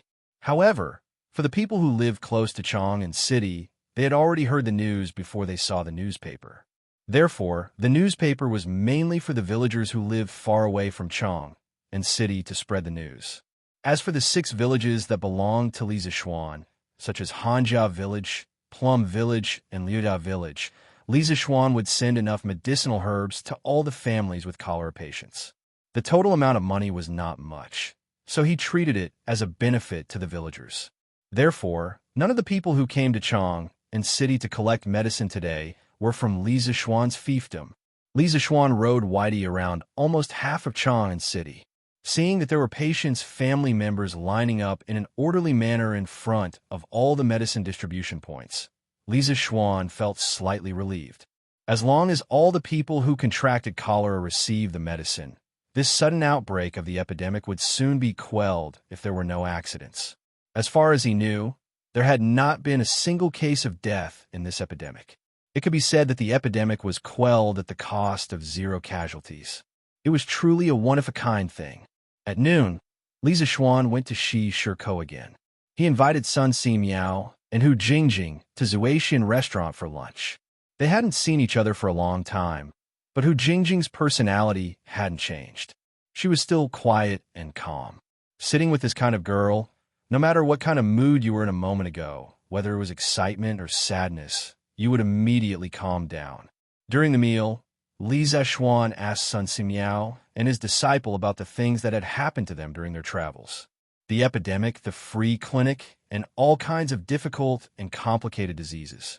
There were also some diseases that Li Zixuan had never heard of before. The experience was so rich that it could be written into a book. Young Master, I was so happy that I couldn't sleep the whole night when I received a letter from my brother saying that he had been admitted to Yanwang College. In the beginning, the two of us were blind and stuttering. If it wasn't for Young Master's help, I would probably still be playing cockfighting in the courtyard. I actually proposed a toast to Young Master. Young Master, you have a kind heart. Good people will be rewarded. Halfway through the wine, Hu Jingjing held the wine glass and stood up to thank Li Zixuan sincerely. Although Li Zixuan was now Marquis, Hu Jingjing was still used to calling Li Zixuan Young Master as usual. After saying that, she raised her head, revealing her white neck, and drank the wine in the glass in one gulp.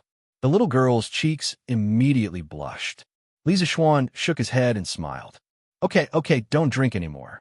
The one who saved you and your brother was Sun Daozhong, not a lazy person like me. Your brother was admitted to Yanhuang College by his own ability.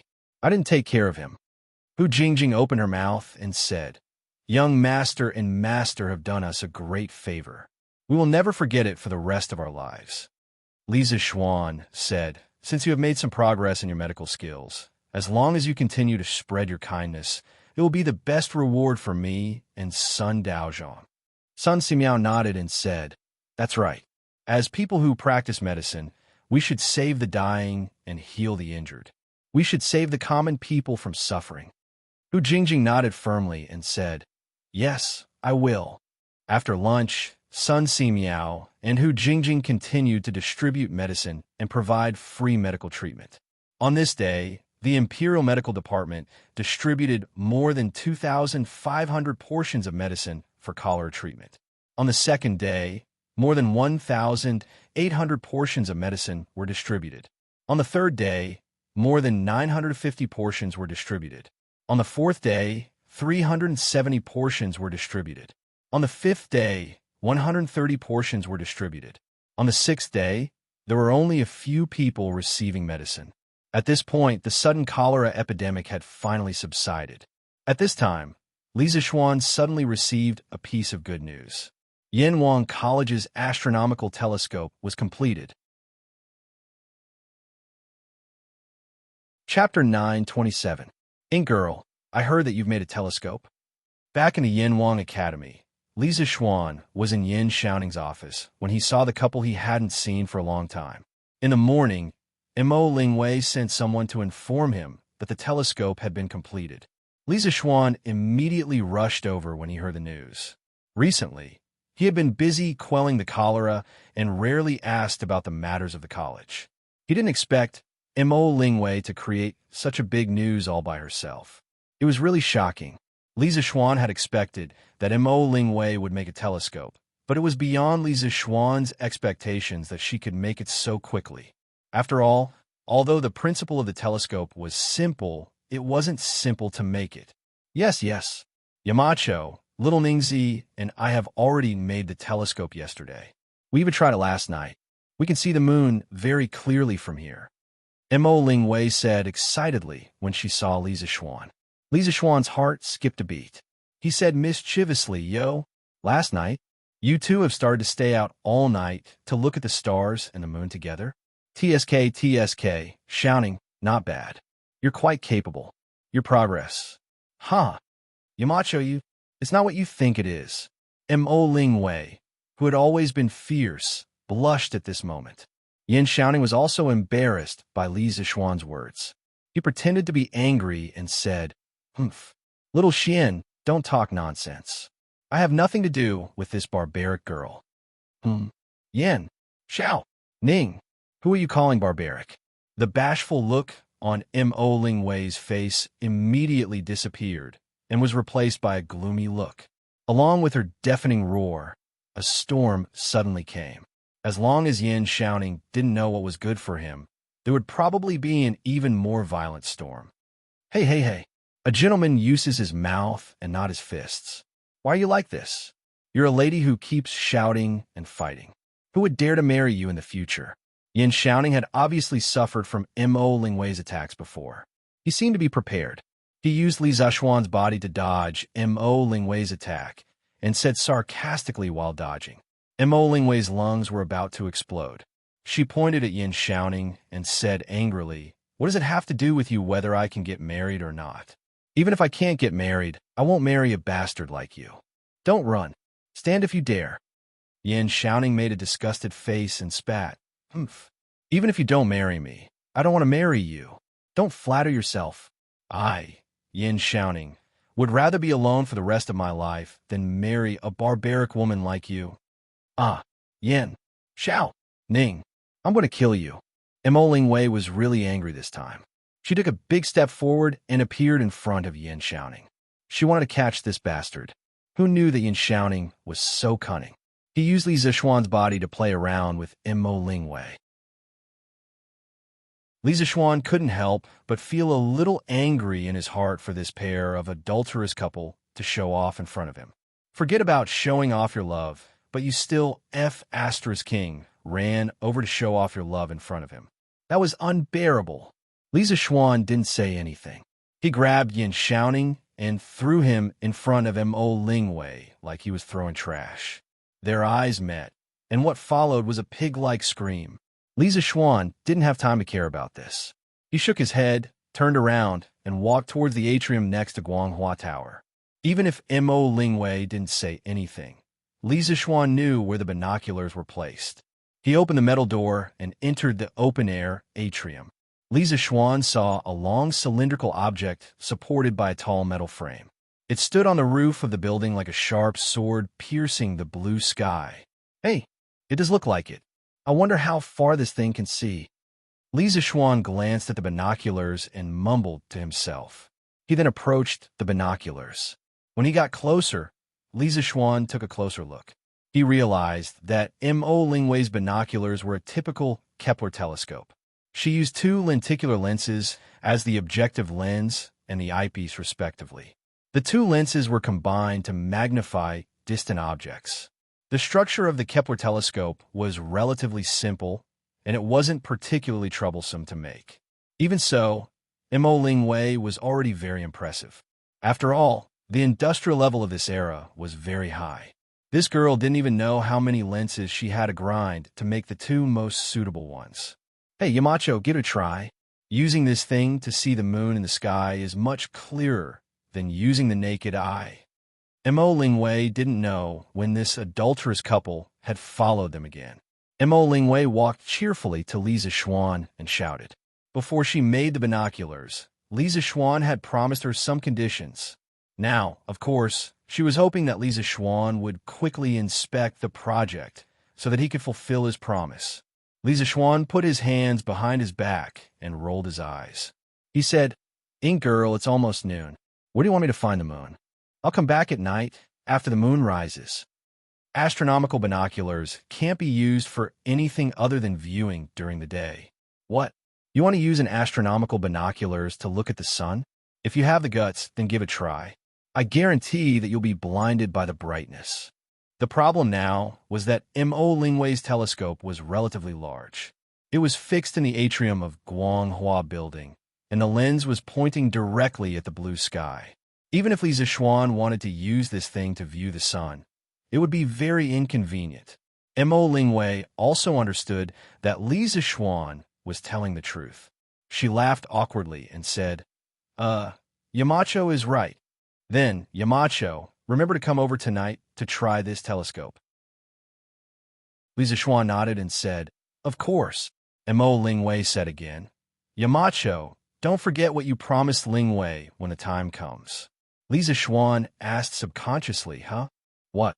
Mo Ling Wei's expression changed instantly. The speed at which she changed her expression was as fast as when she was with Yin shouting. Li Zishuan didn't want to provoke this girl. He instantly recalled something and said, Oh, I remember now. Ink girl, don't worry. As long as this telescope doesn't have any major flaws, I'll definitely do what I promised you. When Mo Lingwei heard this, she immediately smiled and said, Hee, thank you, Yamacho. One moment it was thundering, the next it was raining, and the next it was cloudless. This girl was really incorrigible. Li Zishuan didn't want to get involved in trouble, so he quickly left the atrium. At the same time, he thought to himself, I hope Yin Xiaoning can get rid of this demon as soon as possible. Chapter 928. At night, after dinner, Li Zishuan went out and walked towards Yanwang College. Lana, his little tail, naturally followed him. Speaking of which, during the time that Han Xiaoyin's son, Mei Jihuan, was in the Li family, Lana had found a new playmate. It wasn't easy to have someone younger than her in the family, and this girl naturally acted as the big sister. Many times, the way she pretended to be an adult always made others laugh. However, as early as the day before yesterday, Mei Jihuan's illness had already recovered, so the mother and son naturally went home. When the little guy left in the end, he was still a little reluctant and insisted on letting Li Zishuan carry him. Speaking of which, it was strange. In the Li family, this child was not close to Father Li, Madame Li, or Han Yushi. Instead, he was very close to Li Zishuan, who was often not at home. This made Madame Li laugh and scold this child for being a little heartless. The siblings walked on the small path of Yinshan.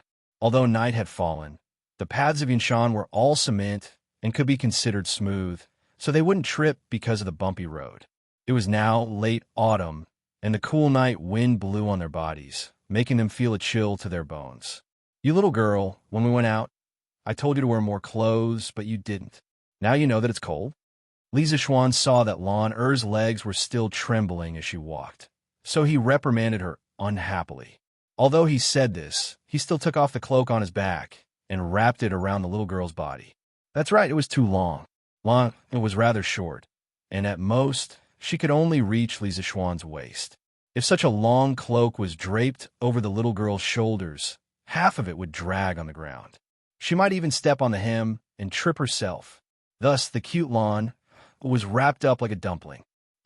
Stinky brother, this is so ugly. Take it off quickly. Lana was just about to say brother is so nice when she was wrapped up like this by Li Zishuan. How could she, who always liked to be beautiful, stand this and immediately protested? Ugly your head. Let's see if you can still say it's ugly when you get sick from the cold. Li Zishuan knocked his sister's forehead in annoyance and dragged her toward the academy. Brother, can we really see the scenery on the moon later? Perhaps. Let's see if your brother shouting and sister wire can do it. Awesome? Brother, what do you mean by awesome? It's literally what it means. Smelly brother. You're lying to me again. You definitely didn't mean it literally. Awesome means to be energetic. Oh, then I hope that brother shouting and sister wire will do their best. Otherwise, Lana would have made a wasted trip. All right, big brother, is there a fairy Changi on the moon? Lana, you'll know soon enough. The siblings chatted casually and soon arrived at Yanwang College. The two of them went straight upstairs to the atrium. Back then, Li Zishuan designed an atrium between the 4th and 6th floors of the Guanghua building. There was a semicircular glass dome at the top for lighting.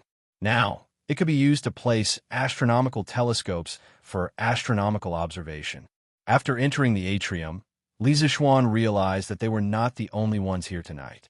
Li Tai, Sun Zifan, Cheng Chumo, and dozens of other students were all here. Yamacho. When the students saw Li Zishuan, they all greeted him with even more respect than before. Some of the lower-class citizens might not know that the cholera was quickly suppressed because of Li Zishuan's contribution to the prescription, but as Yanhuang College students, how could they not know? After all, quite a number of them were very well informed. One person spread the news to 10, and 10 to 100. Therefore, they basically all knew that Li Zishuan was the savior of the plague, especially those who had just recovered from the cholera, they looked at Li Zixuan with eyes full of gratitude. Others were apprenticed to a master to learn. But not only did they learn, but they also saved lives at critical moments. If word got out, who knew how many people would be envious? Have you all eaten? Li Zixuan nodded and said pleasantly. Now that the weather was cold, the students did not have to go for military training. Naturally, they did not have to rush to the bathhouse every day after school, so they still had some time to go out at night before going to bed. It was not that Li Zixuan did not think of introducing an evening self-study system in the academy, but the light at night was too poor. In this era, there were no electric lights, oil lamps, or candles. For a large classroom with 40 students, it was tantamount to the light of fireflies. If he forced an evening self-study system, it would only damage the students' eyes. In a few years, 8 out of 10 students would have similar eyes, and that would not be good. Yes, we have. As soon as Li Zixuan's voice fell, the students all responded at once. At this time, Mo Lingwei walked over from the binoculars and said excitedly, "Yamacho, quickly come and see if these binoculars are okay." Just now, the students were clamoring to see it, but I didn't let them see it. She was mainly afraid that the students would carelessly ruin the work she had put in for more than a month. Li Zixuan was both angry and amused. He nodded and walked to the binoculars. He bent down slightly and put his eyes on the binoculars. In this era, there was no plastic, and the binoculars were made of iron. It was very cold to the touch. The direction and angle of the binoculars seemed to have been adjusted in advance by Mo Lingwei. Li Zixuan basically did not need to make any adjustments. From the binoculars, he could see a big shining sphere. On the sphere, there were some bumpy grooves and winding mountain ranges. Li Zixuan went to the Capital Planetarium when he was studying at the Capital University in his previous life. He remembered that he had a student ID and the ticket was only about 10 yuan. There was a public observatory in the planetarium. There was a 400mm optical catadioptric telescope inside. It could be used to observe the moon, planets, nebulae, star clusters, and sunspots during the day. Li Zixuan went there at night. That was the first time he saw the moon clearly with his own eyes. The shock it gave him was far from what he could see on the television screen. Now, Mo Lingwei's binoculars were naturally not as clear as the super-large telescope Li Zixuan used in the planetarium in his previous life. However, this was the Tang Dynasty. It was already amazing to have a telescope that could see the moon's outline. Not bad, not bad. Although there are a few flaws, they do not obscure the jade. It is worth encouraging. Ink Girl, congratulations on making the first astronomical telescope in the Tang Dynasty. Tomorrow, I will help you persuade Mr. Mo to let you stay at Yanhuang College. Li Zixuan looked at it for a while, then walked down and said to Mo Lingwei, who was beside him with a face full of anticipation. Chapter 929. Cough, cough. The title is necessary for the plot, not to start a fight. Female compatriots, please don't misunderstand. Wow, that's great. Thank you, Yamacho. In the courtyard of Guanghua Building, Mo Lingwei jumped up excitedly after hearing Li Zixuan's words. Although she was the daughter of the Mo family and a female overlord, she was still a woman. Under normal circumstances, she could only stay at home and wait for her father to find a suitable husband for her to marry. Then, she could have children and take care of her husband and children. However, Mo Lingwei didn't want to walk down this old path. She liked to be active and didn't like to be locked up at home every day. Yanhuang College was a good place for her to do that. Therefore, when Li Zixuan promised to help persuade her father if she could build the telescope, Mo Lingwei's heart instantly became active. For more than a month, she dragged Yin shouting along and worked tirelessly. Wasn't it all for the sake of successfully entering Yanhuang College as soon as possible? What about me? I should have a share of the credit if this telescope can be built, right? Yin shouting, who was at the side, said softly. Mo Lingwei's eyes lit up. She pointed at Yin, shouting excitedly, and said to Li Zixuan, Yes, Yamacho. Little Ning also helped a lot when we built the telescope. His skills are not bad. Why don't you accept him into school too? His position doesn't need to be too high. Just a special associate professor will do. Yin Xiaoning almost vomited blood when he heard that. That wasn't what he wanted to say. If the she-devil Mo Lingwei wasn't in the school, he wouldn't mind taking up a position there. Other things aside, he had a deep understanding of architecture. It was good to teach students. However, Mo Lingwei entering Yanwang College was almost a foregone conclusion. Why would he still want to stay here? Wouldn't he be looking for trouble? Also, what did she mean by his position doesn't need to be too high, just a special associate professor will do? Mo Lingwei was appointed as a special professor, but why was he, Yin Xiaoning, only an associate professor? This girl must be deliberately angering him. No, I don't agree. I don't want this credit anymore. Little Xian, I'm not feeling well. I'll head home first. Yin Xiaoning hurriedly waved his hand and said a few words. Then he fled as if he was fleeing. Hey, little Ningzi, stop right there. Mo Lingwei hastily called out, but Yin Xiaoning's figure was nowhere to be seen. She couldn't help but stomp her feet in anger. I'm so angry. Don't let me catch you, or I'll teach you a lesson. The last sentence was said in a low voice, as if he was talking to himself. Lisa Xuan was speechless. Ink Girl, what have you done to Xiaoning in the past month? Why is he so afraid of you? This girl rarely acted rashly in front of Lisa Xuan. When she heard Lisa Xuan's question, her little face instantly turned red. After hesitating for a while, she said embarrassedly, I didn't do anything? Yamacho, what are you talking about? Why can't I understand? Lisa Xuan shook his head. He couldn't be bothered with this crazy girl. He turned around and carried Lana. He teased the little girl to look at the moon for a while. After Lana realized that there was no fairy Chang'e on the moon, she lost interest and said that she wanted to go home. When the students saw that Lisa Xuan and his sister had left, they immediately swarmed over and fought to see the moon. I came first, I want to see it first. Bullsh asterisk T. I was the one who came first. I came first. I came first. Seeing that the fight between the students was getting more and more intense, Mo Lingwei, who was next to them, immediately shouted, Stop! The word stop came out her mouth, and it was deafening. Guanghua Building shook 3 times with it. A few students closer to her felt that their eardrums were about to burst. Lisa Xuan and Lan who had just walked down the stairs, also heard Mo Lingwei shout. The little girl was puzzled. Brother, what's wrong with Sister Wei? Lisa Xuan touched his nose. I don't know. Maybe she's going through menopause? Let's not care about her. Let's go home quickly. The menopausal Mo Lingwei looked at the chaotic students in front of her with a straight face. She pretended to be strict and reprimanded. What are you squeezing for? All of you line up properly. If you don't line up, you're not allowed to use the telescope. After saying that, she stood in front of the telescope like an old hen protecting her chicks, separating the students from the telescope. Swoosh! The students immediately lined up. No one turned a deaf ear to Mo Lingwei's words. After all, Mo Lingwei's father was the discipline leader of the physics department. After returning to the villa, Lisa Xuan suddenly saw that the lights were still on in Yunshan's second villa not far from the south. He had an idea and let Lanner go in first while he walked towards the second villa. The owner of Yunshan's second villa was Yin Xiaoning. When Yanwang College was built, Lisa Xuan found Yin Xiaoning to be the commander-in-chief. As a reward, he gave the second villa to Yin Xiaoning. And this guy was still up so late after escaping from Guanghua Building. What was he doing?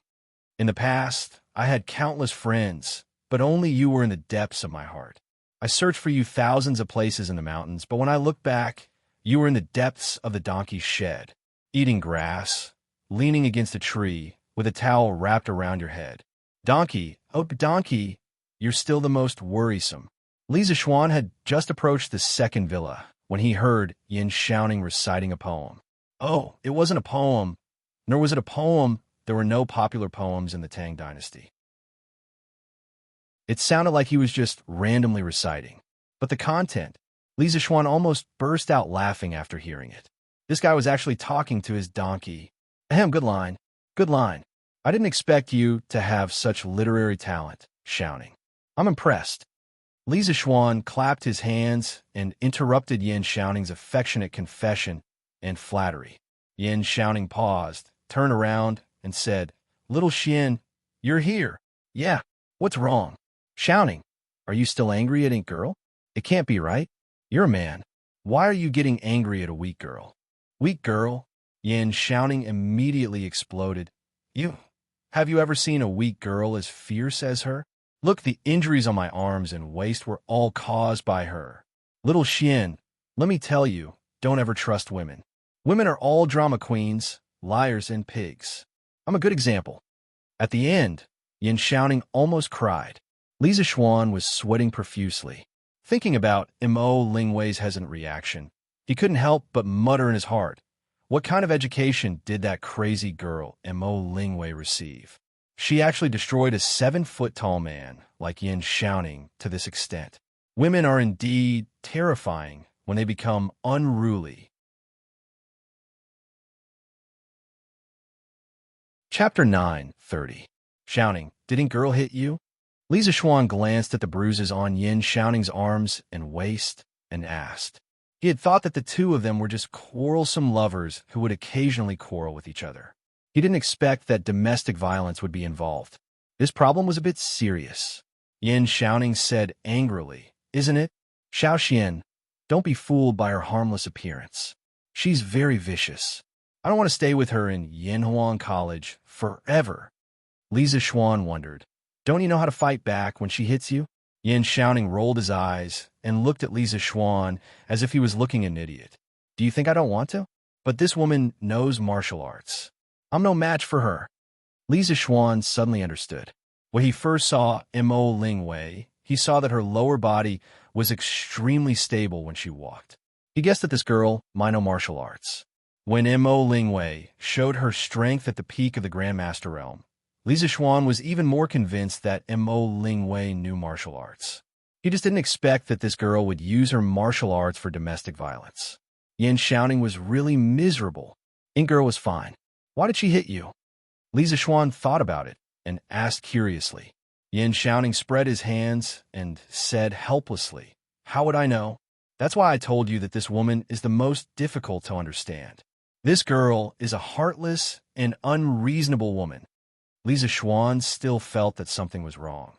So he asked again, "Ahem, Xiaoning, tell me the details of the few times she's attacked you recently. I can help you with the details." It was rare for Yin Xiaoning to find someone he could confide in. He planned to complain about Mo Lingwei's atrocities. After seriously recalling for a while, he began to slowly tell Li Zishuan the story. One day, Mo Lingwei was tired from grinding the lenses and said, "Hey, little Ningzi, let's rest for a while. Let's stop for a while." Yin Xiaoning, "Say what?" Mo Lingwei, with a shy face, "Just tell me your impression of me." Yin Xiaoning, deep in thought, his eyes lit up after a while. "Do you know? I used to have 2 hearts, one kind and one evil. But ever since I met you, I only have kindness left." Mo Lingwei, a little happy, but also a little shy, then why? Yin Xiaoning, with his hands on his hips and laughing loudly, "Because I'm so disgusting." Mo Lingwei, that day, Yin Xiaoning's waist was twisted in 7 places, his arms were twisted in 5 places, and his butt was kicked 4 times. Another day, Mo Lingwei, "Little Ningzi, do you think what you did was right?" Yin Xiaoning, "Pitiful no, I apologize. I apologize for what I did wrong. I have a stubbornness in my bones. I couldn't hold it back just now. I'm very sorry." Mo Lingwei, she raised her chin like a winner. "Then tell me, why are you apologizing? What did you do wrong?" Yin Xiaoning, with his head lowered, enduring the humiliation, "Sorry, I was stubborn." Mo Lingwei, furious, "Go to hell. Even if you buy me Beauty Shop's pomegranate jiao, I won't forgive you." No, Beauty Shop is the biggest rouge shop in Chong, and pomegranate jiao is the most expensive rouge in Beauty Shop. Yin Xiaoning, waving hands, "All right, then I won't buy it. I won't buy it. Don't be angry." Mo Lingwei, that day, Yin Xiaoning's waist was twisted in 3 places, his arms were twisted in 5 places, and his right foot was stepped on twice. He walked with a limp and only recovered after 5 days. Another day. Yin shouting. Haha. I finished grinding a lens and clapping my hands happily. Let's go to Zuatian restaurant for lunch. Mo Lingwei, face full of joy. Okay, okay. Then she touched her purse. Mo Lingwei. But I didn't bring any money today. Yin shouting. Face full of joy. Are you stupid?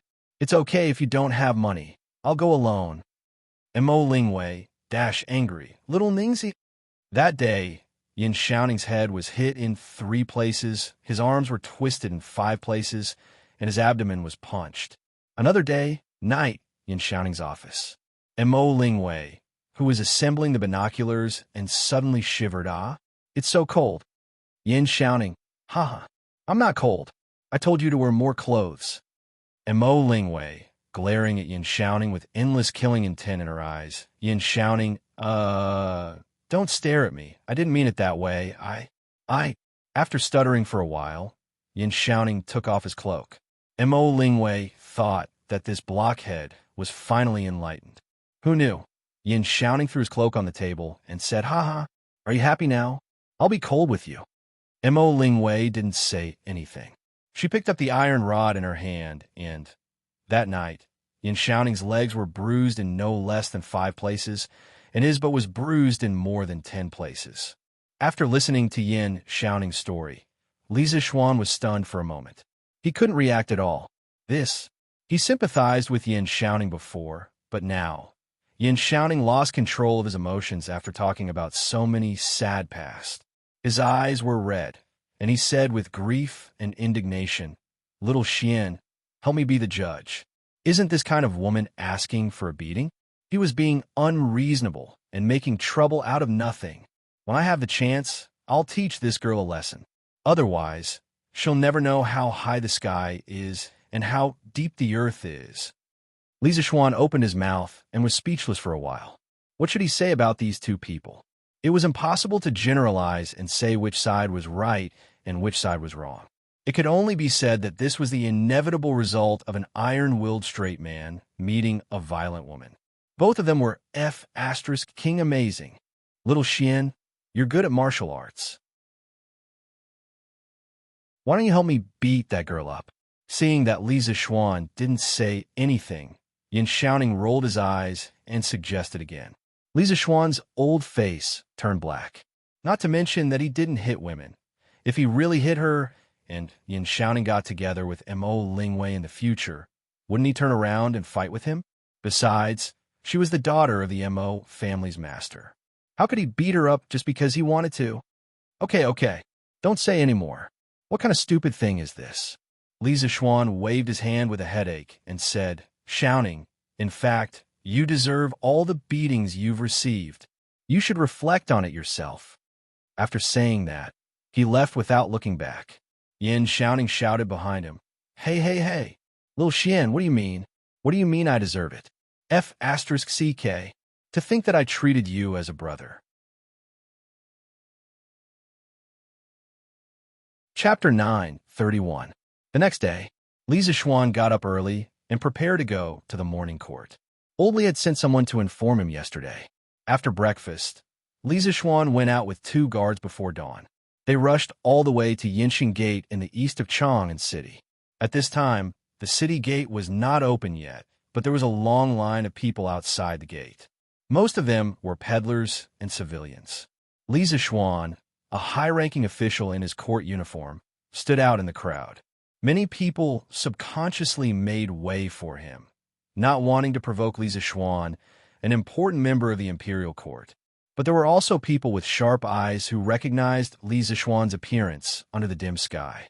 Marquis, a middle-aged man in his 30s, tiptoed close to Li Zishuan and called out tentatively. Li Zishuan's night vision was good. He looked carefully and recognized the person who called him. It was Lu Dazhuang, who had taken the child to Yunshan to see a doctor. Lu Dazhuang, it's you? Are you going to the city to sell eggs? Li Zishuan sat on the horse and greeted Lu Dazhuang with a smile. He said so because he saw Lu Dazhuang carrying a basket of eggs on his back. Lu Dazhuang scratched his head and smiled foolishly. Eggs are becoming more expensive recently, so I collected all the eggs at home and sold them together, so I could buy some meat for my Shaoan to eat. Speaking of this, he seemed to have suddenly thought of something and hurriedly added, "Oh, the last time my family and got cholera, it was all thanks to Marquis's help. Marquis's great kindness to our Lu family is like a new life. I, Lu Dazhuang, am willing to repay Marquis's kindness with the rest of my life." Saying this, he knelt down in front of Li Zishuan and kowtowed 3 times. All of this happened in an instant. Li Zishuan, who was on horseback, couldn't react in time. By the time he jumped off the horse, Lu Dazhuang had already finished kowtowing 3 times. When he bent down halfway, a few eggs rolled out of the bamboo basket. Get up, get up. I told you before, you don't need to repay anything. Go home, farm, and live a good life. That's the greatest repayment to me." Li Zishuan hurriedly helped Lu Dazhuang up and scolded him with a stern face. They made such a big commotion, kneeling and kowtowing. How could others not notice? "Marquis, this is Marquis Yong'an? It's really Marquis. Why does it sound like this person is implying that the Marquis of Yong and was the one who resolved the chaos? Shouldn't it be the Imperial Medical Department? You don't know about this, right? I heard that the reason why the Imperial Court was able to quell the cholera so quickly was mainly because Marquis Yong and contributed 3 prescriptions. Otherwise, too many people would have died. There's actually such a thing? How come I don't know about this?" "Nonsense. It's normal that you don't know. That's because Marquis keeps a low profile and doesn't like people to spread the news. If you ask around, you'll find out that the people who contracted cholera drank the exact same medicine as Lu Dazhuang's son. Second brother Yu is right. I've also heard about this, and it's said that when the Imperial Medical Department distributed the medicine, none of the 6 villages under Marquis Yong An's rule went to collect the medicine. This is because Marquis Yong and gave the sick villagers free medicine in advance. Hiss, that means our Afu savior is Marquis Yong. After a round of discussion, more and more people found out the truth. Dozens of commoners started to surround Li Zishuan. Pang Feiji's right hand was on the hilt of his sword, as if he was facing a great enemy. He was afraid an assassin would suddenly rush out from the crowd. "Thank you, Marquis, for saving our Xiao Yu. Marquis, you're our savior. Please accept a bow from this old man. Marquis, please accept a bow from us." The assassin that Pang Feiji was guarding against did not appear. The dozens of commoners all bowed towards Li Zishuan in unison. When the rest saw this, they all followed suit. Although they didn't contract cholera before, it was inevitable that some of their relatives would contract it. When they heard that Li Zishuan was the savior of this cholera epidemic, they were grateful from the bottom of their hearts. Looking at the people in front of him who were bowing to him in unison, Li Zishuan felt a little touched. He didn't want to make the cholera prescription public, but it was still noticed by some attentive people. What a bunch of simple, hard-working people. Rise, all of you. The cholera epidemic wasn't caused by me alone. If it wasn't for His Majesty's love for the people and his constant concern for them, even if I had the antidote, I'm afraid I wouldn't have been able to prepare the antidote in such a short time and hand it to every cholera patient. So if you want to thank someone, you should thank His Majesty. Li Zishuan raised his hands and said loudly to the crowd. The cholera epidemic this time had infected more than 3,000 people, and these 3,000 people had close relatives that numbered in the tens of thousands. Li Zishuan felt a little pressure to be thanked by so many people, and also a little. In short, if his reputation was too high, he was worried that people would use this to make an issue out of it and badmouth him in front of the air. His Majesty is wise. Marquis is wise. His Majesty is wise. Marquis is wise. The commoners shouted. Rumble. At this moment, the city gate was pushed open from the inside, and 2 city gate officers came out. Under Li Zishuan's persuasion, the commoners lined up again and began to undergo the security check. Yes, that's right. The city gate officers of this era were basically the same as the security guards of modern train stations and subway stations, but they didn't have high-tech equipment. After entering the city, Li Zishuan urged Bai to run a little faster. The 3 of them rode straight to the imperial city, and soon they saw the tall and majestic imperial palace. Li Zixuan left by in Pang Feiji's care and entered the imperial palace alone. After chatting with the officials of the imperial court for a while, a servant came out to inform everyone to enter the Taiji Palace for the morning court session. After listening to Old Li, Fang Xianling, Wei Zheng, and the others discuss national affairs for a long time, it was finally Li Zixuan's turn to take the stage. He heard Li Er say in a deep voice, "Although the cholera epidemic has been quelled, we should still reward him according to his contributions. I'm sure all of you know that the epidemic situation was very critical. If it weren't for the Marquis of Yong and providing the prescription in time, the entire Chang and city would have experienced a large-scale outbreak of cholera. If that happened, the imperial court would have suffered a great loss. Now that the cholera epidemic has been completely quelled and not a single commoner has died from the disease, it's a miracle. I intend to reward the Marquis of Yong, and generously. How do you think I should reward him?" As soon as Li Er finished speaking, the imperial court instantly fell silent. The officials looked at each other. Reward? How else could they reward him? A 15-year-old marquis with a third-rank official position. How else could they reward him? If they rewarded him more, wouldn't they be invincible? Chapter 9:32. As for how to reward Li Zixuan had also thought about it for a long time. However, he realized that Li Zixuan was neither short of money nor status. As for his position, this fellow was naturally lazy, and he was even in charge of an academy now. If he was given another position, Li Zixuan would probably quit immediately. That was why he brought this matter to the imperial court. He wanted to see if the ministers had any ideas. However, Li Zixuan was a new noble who had just risen in the imperial court this year. The speed at which he rose was already unprecedented. How could the officials still think of a suitable reward? After waiting for a long time and seeing no one speak, Cheng Yaojin could not stand it anymore. Old Cheng took a step forward, cupped his fists, and said, "Your Majesty, it's not right for me to judge whether the Marquis of Yong and contributed to the cholera this time. However, if he didn't take action, my family's Chonyo might have died because of the cholera. Therefore, no matter how your Majesty rewards the Marquis of Yong, I am willing to take out 100 households of land and give it to him as a token of gratitude." Boom! The moment Cheng Yaojin's words came out, all the officials in the imperial court raised their eyebrows. In this era, not only did it mean an iron rice bowl, it also symbolized the glory of the family. This was especially true for people like Cheng Yaojin, who had been promoted to a duke. Normally, if people of their status had made military contributions, Li Er would not give them a promotion. Instead, he would give them an increase in their food. Therefore, to them, living in a fief was a military merit, and living in a fief was glory. Cheng Yaojin's repayment to Li Zixuan could not be said to be not generous. Of course, Old Cheng's move was far from as simple as it seemed on the surface. He was forcing the other officials in the imperial court and also forcing Li Er at the same time. "Li Zixuan saved my son, and I have already shown my sincerity. Do you still have a nerve to be indifferent? Moreover, Li Zixuan also saved your son. As the ruler of a country, don't you boast about being fair in rewards and punishments?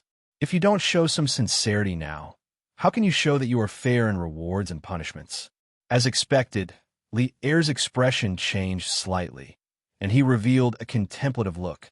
Cheng Yaojin stood up. How could Yuqi Jingda not have the nerve to come out?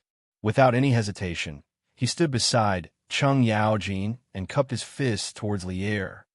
"Your Majesty, the Marquis of Yong, and also saved this old official's son. This old official is also willing to take out 100 households of land as thanks. Your Majesty, please allow it." The court gradually fell into silence. The ministers witnessed the most absurd scene in history. Two Grand Dukes actually took the initiative to transfer a portion of their territory to another person. How strange. When Sun Fujia and Zhang Sun Wuji saw this, they were about to walk out as well. However, Li Zixuan was one step ahead of them. He cupped his fists and said, Many thanks to Uncle Chung and Uncle Yuchi for your kind intentions. However, this nephew cannot accept this gift. Chung Chumo and Yuchi Baolin are both my nephew's students. When my students are in trouble, as their teachers, I should help them. On a personal level, Chumo and Baolin are my nephew's good friends. How can I stand by and do nothing when they are seriously ill? Even if their illness can only be cured by the 1,000-year snow lotus on the heavenly mountain, I will still step onto the heavenly mountain and find it for them. Now that their illness is cured, how can I accept such a generous gift from my two uncles? Then wouldn't I, Li Zishuan, become a vile person who seeks to repay kindness? Ha! Good lad. I, Old Chung, did not misjudge you. You have enough loyalty. It's a pity that you were born 30 years later. Otherwise, I, Old Chung, would definitely become sworn brothers with you. Li Zishuan had just finished speaking when Chung Yaojin's large palm landed on Li Zishuan's body. Following that, this old fellow's heroic laughter resounded throughout the entire Taiji Palace. The ministers in the palace were all speechless. They secretly thought that this old fellow was really shameless. Zhang Sun Wuji rolled his eyes. After a moment, he stepped forward and said, Marquis Yong is righteous. However, you have saved my son. No matter what, this old man has to express my gratitude. If you have any requests, this old man will try his best to satisfy them. Li Zishuan's mouth twitched. He secretly thought that this old fox was really crafty and petty. What did he mean by if I have any requests? I will try my best to satisfy them. He had already boasted earlier. If he were to demand an exorbitant price from Zhang Sun Wuji, wouldn't he be slapping his own face? Lord Zhang Sun is too courteous. Your son is also my student. Saving him is something that this junior ought to do.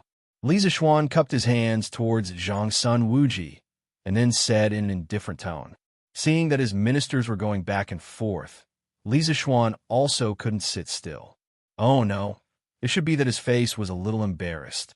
After all, Li Zishuan had also saved his son. Cough, cough. All right. Li Zishuan's contribution to the rapid pacification of the cholera could not go unnoticed. This was a matter of the nation, not a matter of a few beloved officials. Naturally, the imperial court should reward him. Li Zishuan, tell me, what reward do you want? Li Er, who couldn't maintain his face, coughed lightly and said in a deep voice. Only then did Chung Yaojin, Yu Qigong, and the others calm down and look towards Li Zishuan. Bestowing a reward was a form of knowledge. Wasn't wanting a reward also a form of knowledge? Furthermore, the knowledge to bestow a reward was undoubtedly even more profound and difficult to grasp. Li Zishuan pursed his lips. Actually, when he received Li Er's notice to attend the morning court session yesterday, he had already guessed what would happen. Thus, he had already thought about what reward he should ask Li Er for. At this moment, he stepped forward and bowed slightly. Your Majesty, quelling the cholera was not the work of this subject alone. Furthermore, this subject is a marquis of the Great Tang Empire. Doing something for the Great Tang Empire is also this subject's duty. This subject does not dare to ask for a reward. One should be humble when needed. After all, if one was humble, this reward wouldn't run away. Li Zishuan loved to pretend to be a pig to eat the tiger. Li Er said unhappily, if I want to give you a reward, you should accept it. When did you become so overcautious? Speak quickly. Li Zishuan didn't continue to pretend to be humble. Everything had to be done in moderation. He bowed and said, Thunderbolts and rain are the grace of the emperor. Logically speaking, this subject should accept whatever your majesty gives me. Hearing this, Li Er frowned. He really wanted to kick this glib-tongued brat. However, he heard Li Zishuan continue. However, this subject has something to ask of your majesty. I would like to take the opportunity to say it today. I hope your majesty will allow it. This brat had finally returned to his original appearance. Li Er said seriously, speak. Li Zishuan said, this subject wishes to set up a medical school in Yanwang College. At that time, this subject will train medical students together with the Imperial Medical Department. When the time is ripe, This subject intends to open medical schools all over the Great Tang Empire to relieve the suffering of thousands of people. This subject will let the people of the Great Tang Empire be able to treat illnesses and afford medicine.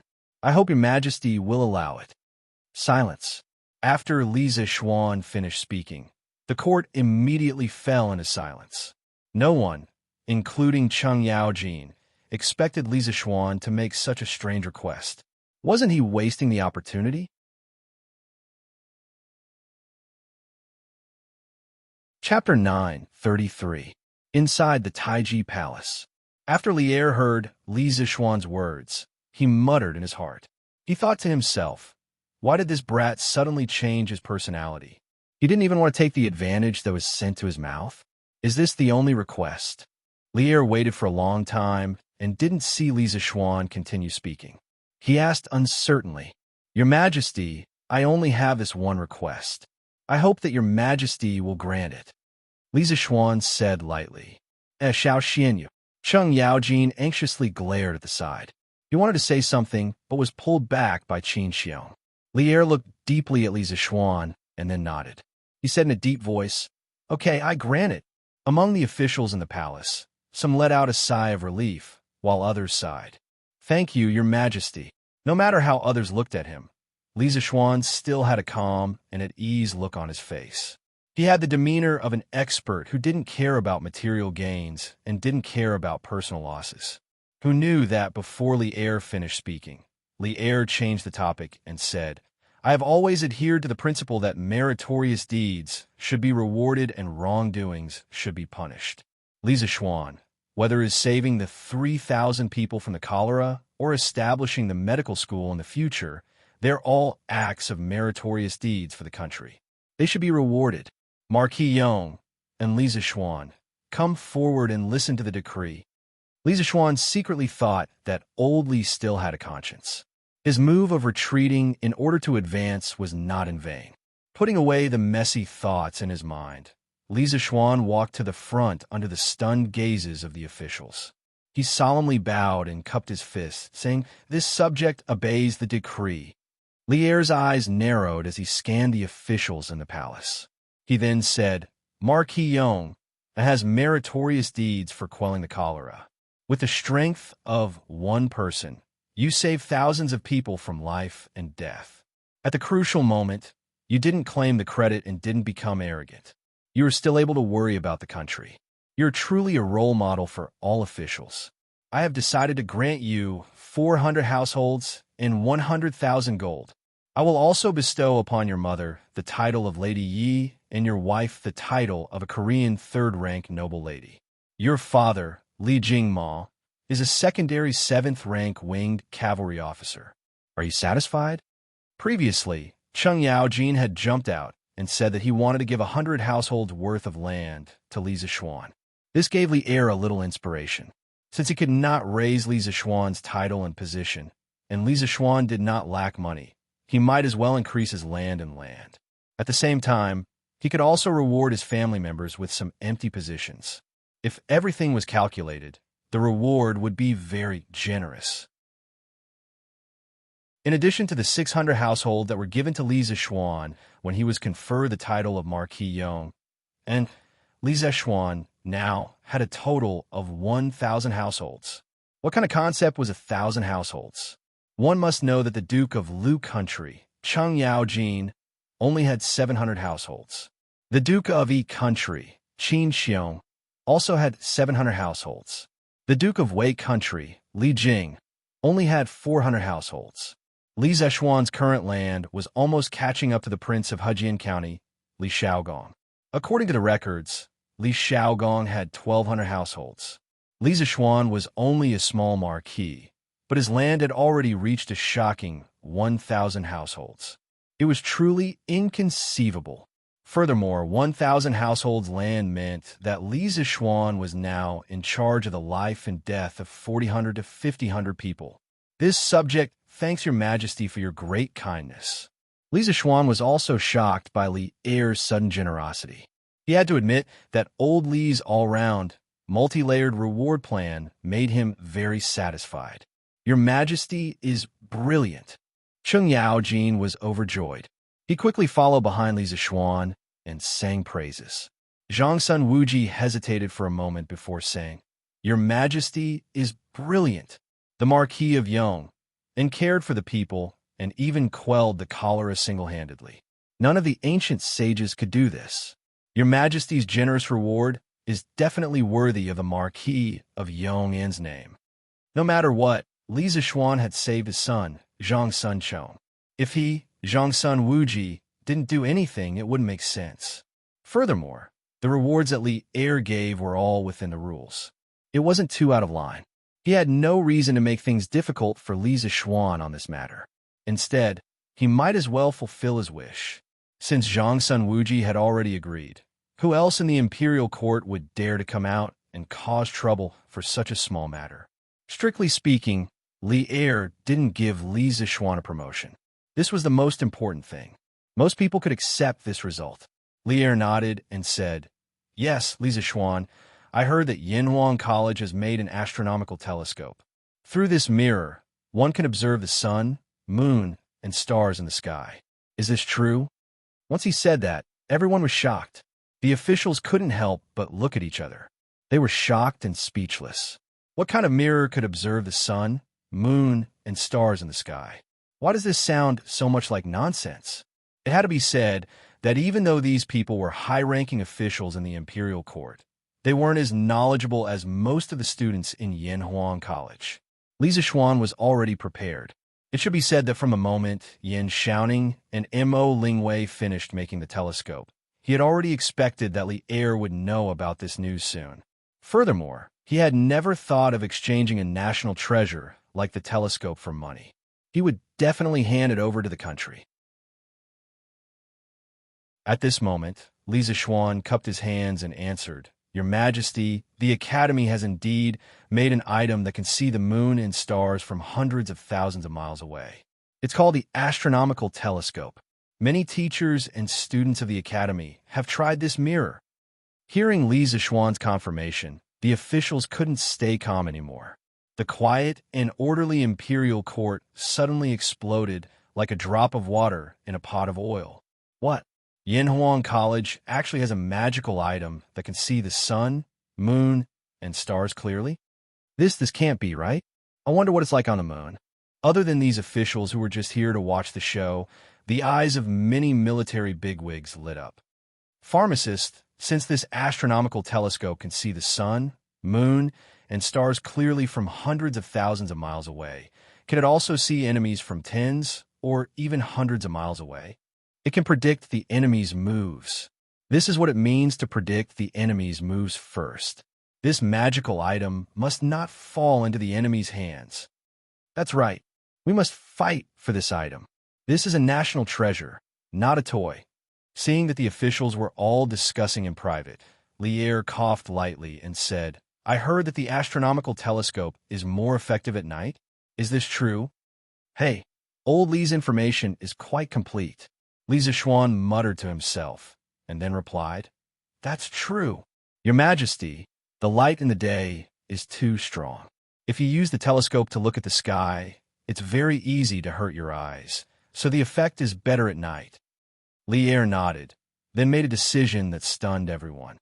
"Tonight, at 5 p.m., all officials of the third rank and above shall follow me to the Cloud Mountain to see the moon." The officials were stunned, but after they recovered from their shock, they all hurriedly cupped their hands and said yes. "Your Majesty." Those officials of the third rank and below opened their mouths and had a bitter look on their faces. In fact, they also wanted to go and see it. Unfortunately, they didn't have that fate.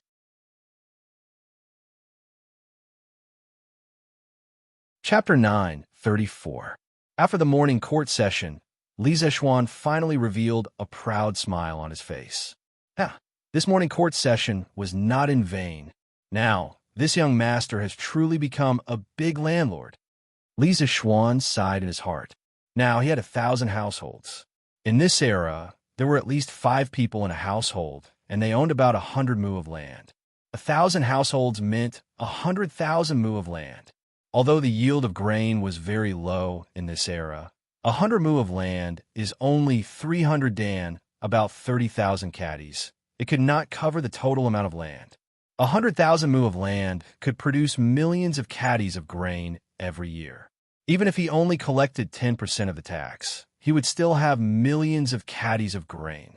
This landlord could really just sit at home and wait for death. It could be said that with Li Zishuan's family business, even if his descendants did not achieve anything in their lives, it would be very difficult for them to squander the family business. Marquis, is there good news? Pang Feiji saw that Li Zishuan was very excited and came up to him with a smile. Li Zishuan mounted his horse and said with a smile, "And great news. Let's go. Let's go back. The academy also needs to prepare. Tonight, His Majesty and the civil and military officials will go to the academy." What? His Majesty is going to the academy at night? Pang Feiji's eyes widened in disbelief. Ever since the world was peaceful, the emperor had never left the city at night. It was not because of the curfew. Why would an emperor care about that? The main reason was that it was not safe to leave the city at night. After all, there were no street lights in this era. Everywhere outside the city was dark, and it was easy for assassins to hide. Pang Feiji did not have time to think, because Li Zishuan had already rushed out. He quickly mounted his horse and led his men to chase after Li Zishuan. Yin Mountain. After Li Zishuan returned home, he was not in a hurry to tell his family about the reward that Li Er had given him. This was because he knew that in the afternoon, the imperial edict from the palace would be sent down. When that time came, they would naturally know. Sure enough, someone from the palace came in the afternoon. The person who came to deliver the decree was Zhao Song, Li Zishuan's old acquaintance. The two exchanged some pleasantries.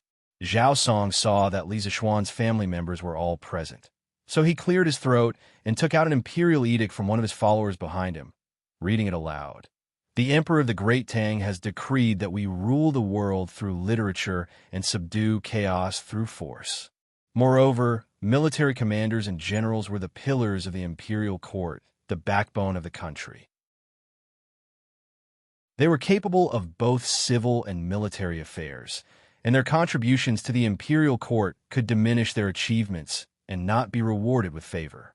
Li Zishuan, the Marquis of Yong'an, has quelled the cholera and has rendered great service. He has single-handedly saved the lives of tens of thousands of people in Chong, and saving the lives of millions of people from the ravages of cholera. Therefore, he will be granted 400 households and 100,000 gold coins. By the emperor, Li Zishuan said, "This subject, Li Zishuan, accepts the decree. Thank you, your majesty." When Li Jingma, Madame Li, and Han Yushi heard the good news, they were all stunned. This was really good news from the heavens. When Li Jingma came to his senses, he was about to send a servant to fetch the money when Zhao Song took out another imperial edict from the servant behind him. He paused, looked at Madame Li, and said, "The Marquis of Yong'an's mother, Madame Yi, accepts the decree." Madame Li's eyes widened. She could not react for a long time. She tugged at Li Jingma and pointed at herself in disbelief. Old master, is eunuch Zhao talking about me?" Li Jingma hurriedly urged, "Go quickly. Who else could it be if not you?" Madame Li was convinced that she did not hear wrongly. She straightened her clothes and stepped forward. "This old one, Yi Yuzhu, accepts the decree." Zhao Song continued reading. "The Emperor of the Great Tang has decreed that the Marquis of Yong'an's mother, Madame Yi, is virtuous and prudent, diligent and gentle and pure, gentle by nature, and good at educating her son. She will be conferred the title of a third-rank noble lady by the emperor." Madame Li was a little confused. A third-rank noble lady, this status was comparable to the wives of important officials in the imperial court. Even a provincial governor would not dare to look down on her. Such a prominent status was bestowed from the heavens, just like that. "Madam, accept the edict quickly." Li Jingma was so anxious that his forehead was sweating. He urged softly from behind. In fact, he was a little jealous at this moment. His status in the family was low. Now that his wife was conferred the title of a third-rank noble lady, wouldn't his status be even lower in the future? Madam Li hurriedly said, "This old one accepts the edict. Thank you for your grace, your majesty." Zhao Song was not angry because he had to wait a little longer. He handed the imperial edict to Madam Li with a smile and said a few pleasing words. Then he took out the third imperial edict and said, "The Marquis of Yong'an's wife Han accepts the decree." Han Yushi's heart trembled, and her little heart thumped. She walked forward and bowed. "This concubine, Han Yushi, accepts the decree." Zhao Song saw that although Han Yushi's eyes were a little nervous and flustered, her actions were still natural and unrestrained. He could not help but nod and say, "The Tang Empire's emperor decrees that the Marquis of Yong'an's wife Han is gentle and virtuous, graceful and elegant, dignified and virtuous. She is conferred the title of a third-rank noble lady, your majesty." Han Yushi's heart was immediately filled with great surprise. She bowed and said, "Han Yushi accepts the decree. Thank you for your grace." Li Jingma's face was full of shock. Fortunately, his hand was not on his chin, otherwise he would have pulled off his beard. Although the title of a noble lady was only a symbol of honor and did not have any real power, two third-rank noble ladies in one family had almost never appeared in the 10 years since the establishment of the dynasty. Even the previous dynasty, very few people could receive such an honor. It was no wonder that he was so surprised. However, apart from being surprised, Old Man Li could not help but feel a little disappointed. His wife was conferred the title of a third-rank noble lady because of her son, and his daughter-in-law was also conferred the title of a third-rank noble lady because of her husband. As the father, why did he have nothing? Could it be that he did not contribute to the birth of Li Zishuan, this son? Just as Old Man Li was feeling sour, Zhao Song spoke again. "Li Jingma accepts the decree." Li Jingma immediately came back to his senses, and a smile finally appeared on his old face. "I, Li Jingma, accept the decree." Zhao Song recited, "The Tang Empire's emperor decrees that a family that accumulates good deeds will have more to celebrate. Those who have not done good deeds will not be affected. How can I be stingy with my praise? Your son, Li Zishuan, has a righteous character and good conduct. He is adept in literature and martial arts. You have taught your son well. I hereby grant you the title of a 7th-rank winged cavalry officer, your majesty." 7th rank? Li Jingma was not a novice. He still had some common sense. Even though this winged cavalry captain didn't seem to be of the same rank as a third-grade noble lady, this was a genuine military merit. Normally, only those soldiers with military merits would be able to obtain it. Therefore, Old Man Li was grinning from ear to ear. "Li Jingma accepts the decree, and thanks for your grace." No matter what, he would never have thought that he would have the opportunity to become an official at such an age. The wonders of life were truly indescribable. Moreover, the 4 imperial decrees had arrived at Yinshan today. It could be considered as 4 consecutive blessings.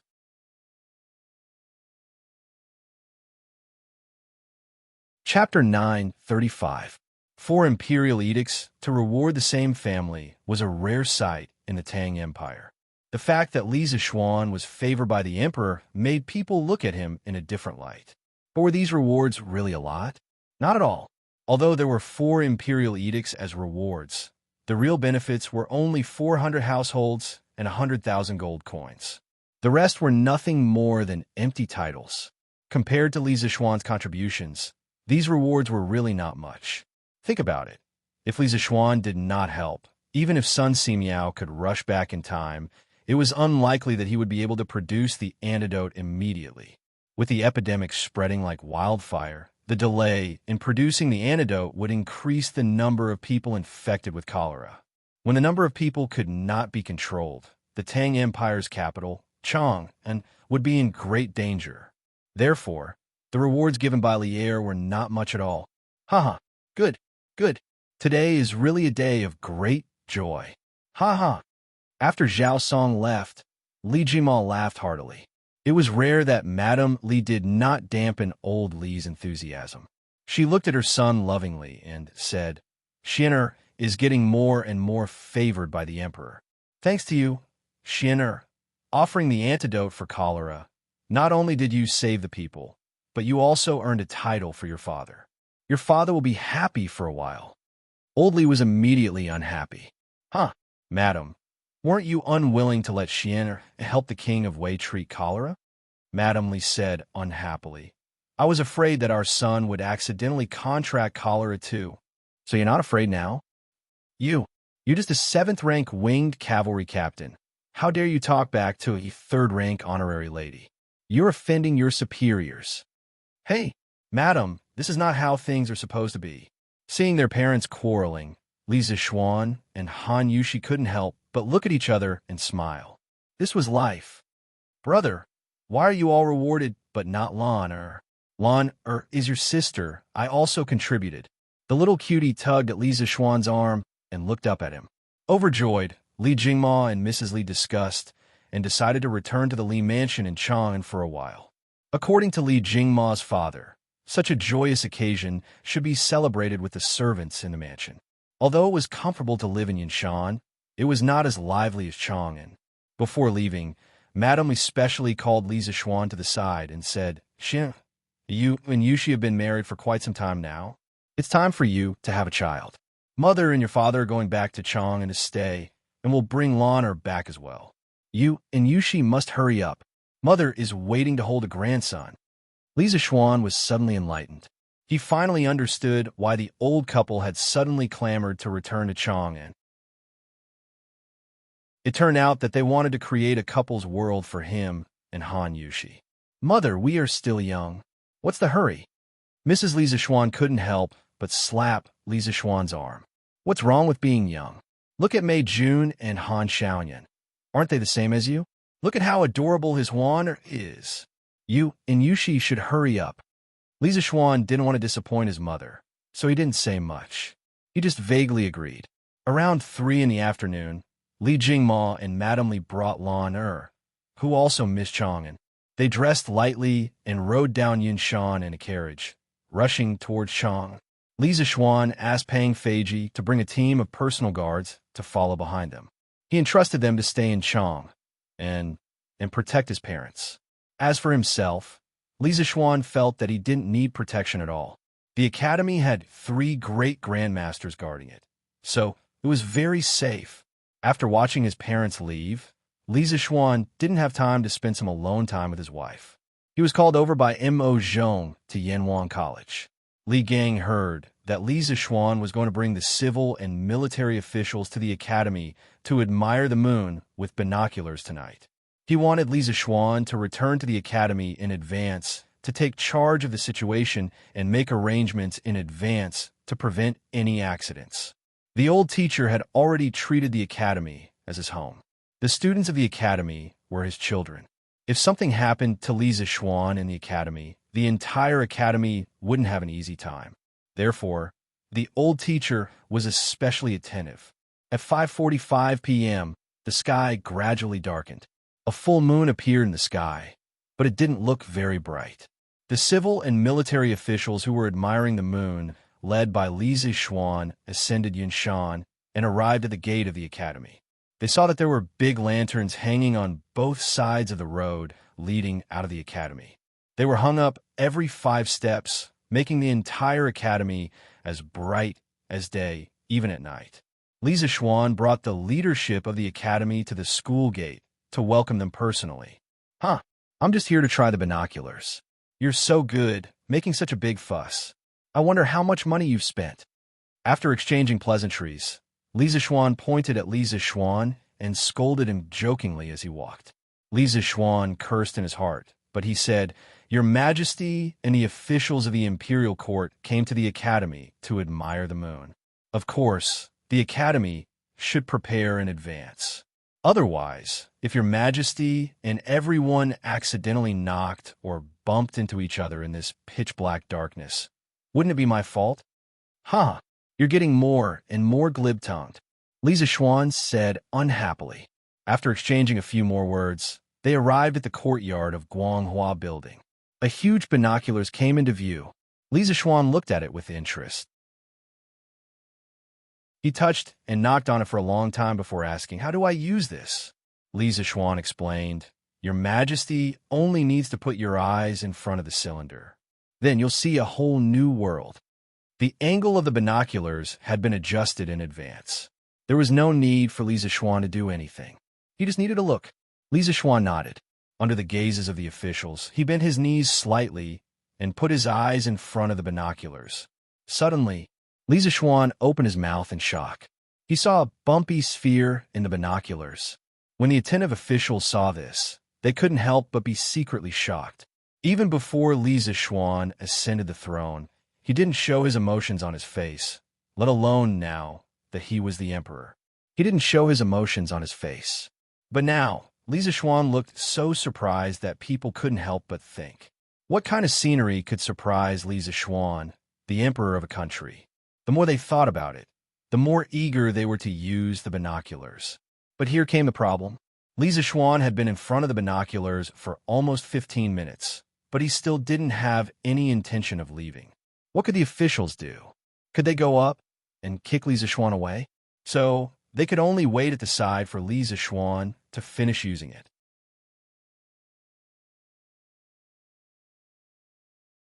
Chapter 9, 36. TSK, I didn't expect the moon to be like this. There's no moon lord, no jade rabbit, and no trees.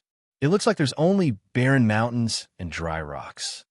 The moon lord refers to Chang, and the moon star refers to the moon in the ancient language. The Book of Changes states that Tai Chi gives birth to yin and yang, and yin and yang give birth to the four symbols. Yin and yang refers to yin and yang, and the four symbols refers to Taiyang, Taiyin, Shaoyin, and Shaoyang. After the Qin and Han dynasties, they gradually referred to the eastern god Azure Dragon, the western god White Tiger, the southern god Vermilion Bird, and the northern god Black Tortoise. Yanwang College, Guanghua Building, Atrium. Lier looked at it for a long time and finally couldn't help but sigh. However, he still didn't have any intention of moving. It seemed like he hadn't seen enough. The ministers all sighed in their hearts. Encountering such a boss who liked to eat alone, they as little brothers felt very helpless. Li Zixuan, can you point this telescope somewhere else? I want to see the Milky Way.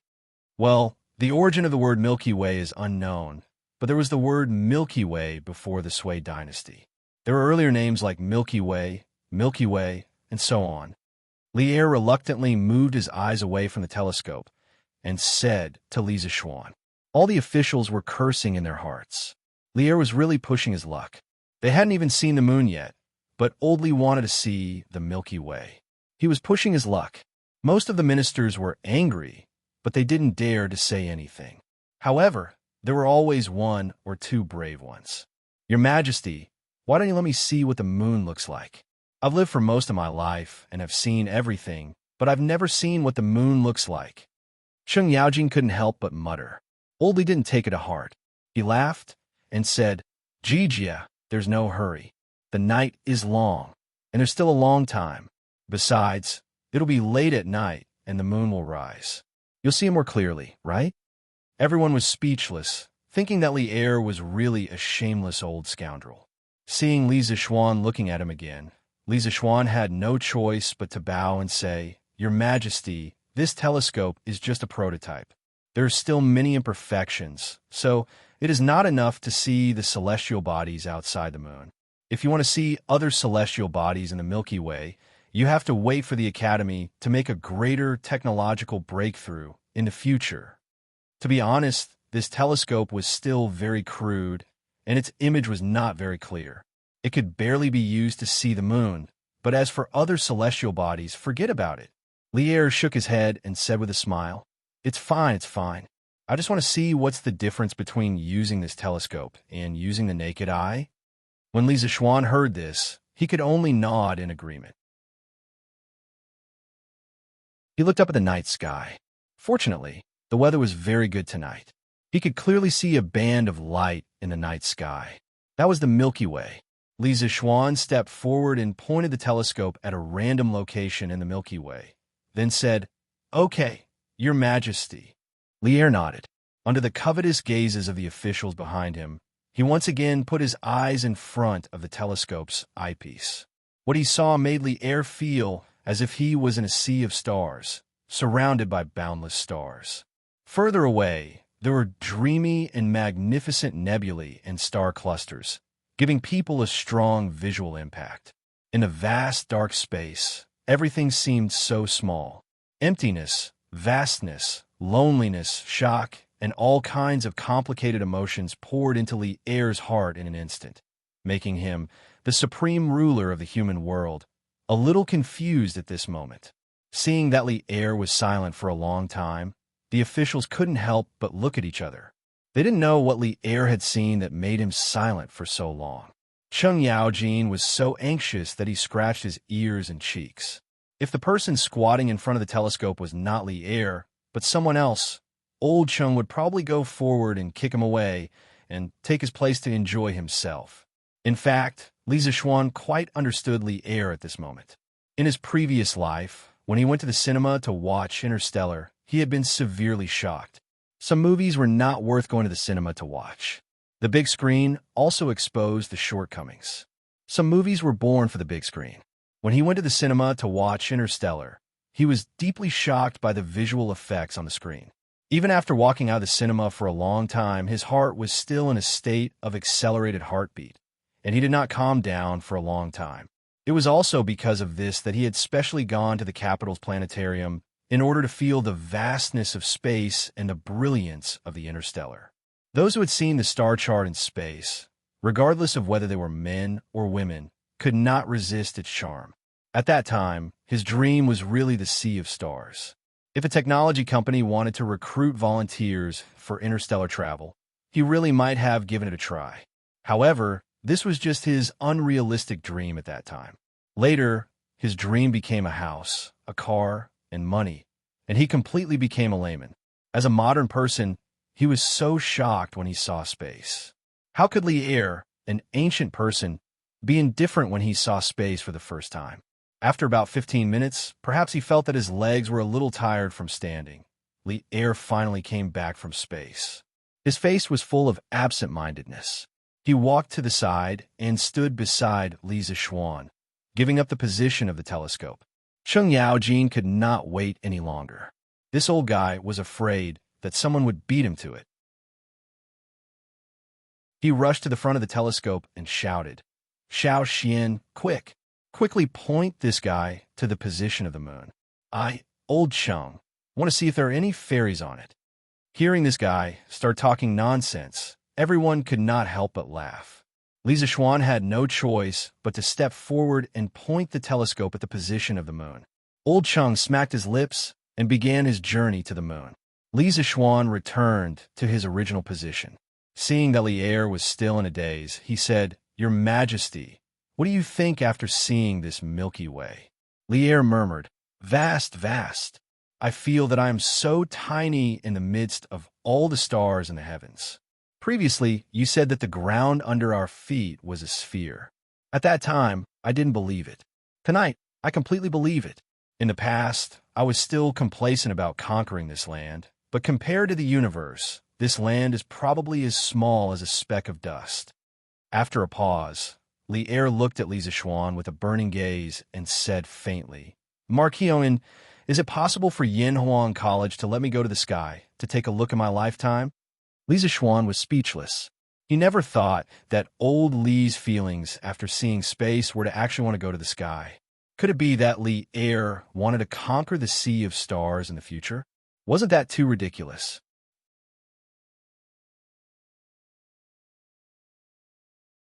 Chapter 9:37. Your Majesty, when engineering is developed to the extreme, it is indeed possible to achieve interstellar flight. However, there is still a long way to go. It could take decades, or even centuries. Li Zixuan was speechless for a while. He looked into Li Er's burning eyes and replied, "In his previous life, the United States of America, which had been established for more than 100 years, relied on its advanced and complete industrial system to launch the Apollo program, which started in May 1961 and ended in December 1972. They achieved the first moon landing in history.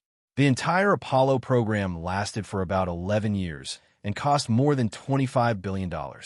It accounted for about 0.57% of the United States GDP and about 20% of the United States total scientific and technological research and development funds. At the peak of the project, there were more than 20,000 companies, more than 200 universities, and more than 80 research institutions that participated in the project. The total number of people involved was more than 300,000. It could be said that the United States of America had mobilized the entire country to complete the first moon landing project. Even a powerful country like the United States of America had done so. For a feudal dynasty like the Tang Dynasty, which did not even have a complete industrial system, to complete space travel was tantamount to a fantasy. Not to mention a few decades. Even 100 or 200 years would be difficult. A few decades? A few hundred years? Lière's eyes suddenly dimmed. He muttered, "How I wish to live for a few hundred more years." Li Zixuan thought to himself, if Lière had heard Han Lei's borrow another 500 years from the heavens, would he also sing a song to his heart's content? Feng Zhidai, who was standing behind Lière, could not help but feel shocked when he heard the conversation between Lière and Li Zixuan. According to his official position, Feng Zhidai was actually not qualified to stand here tonight. However, as the vice minister of the guard, he had the responsibility of accompanying the emperor. Moreover, for some reason, Lière seemed to be afraid that he would forget and specially sent someone to inform him to accompany the emperor at Yanhuang College tonight. Hence he came. Although he had not used the binoculars before, from Lière's expression and words, he could roughly imagine what Lière was describing. After hearing Li Zixuan's reply, he could not help but feel a huge wave of emotions surging in his heart.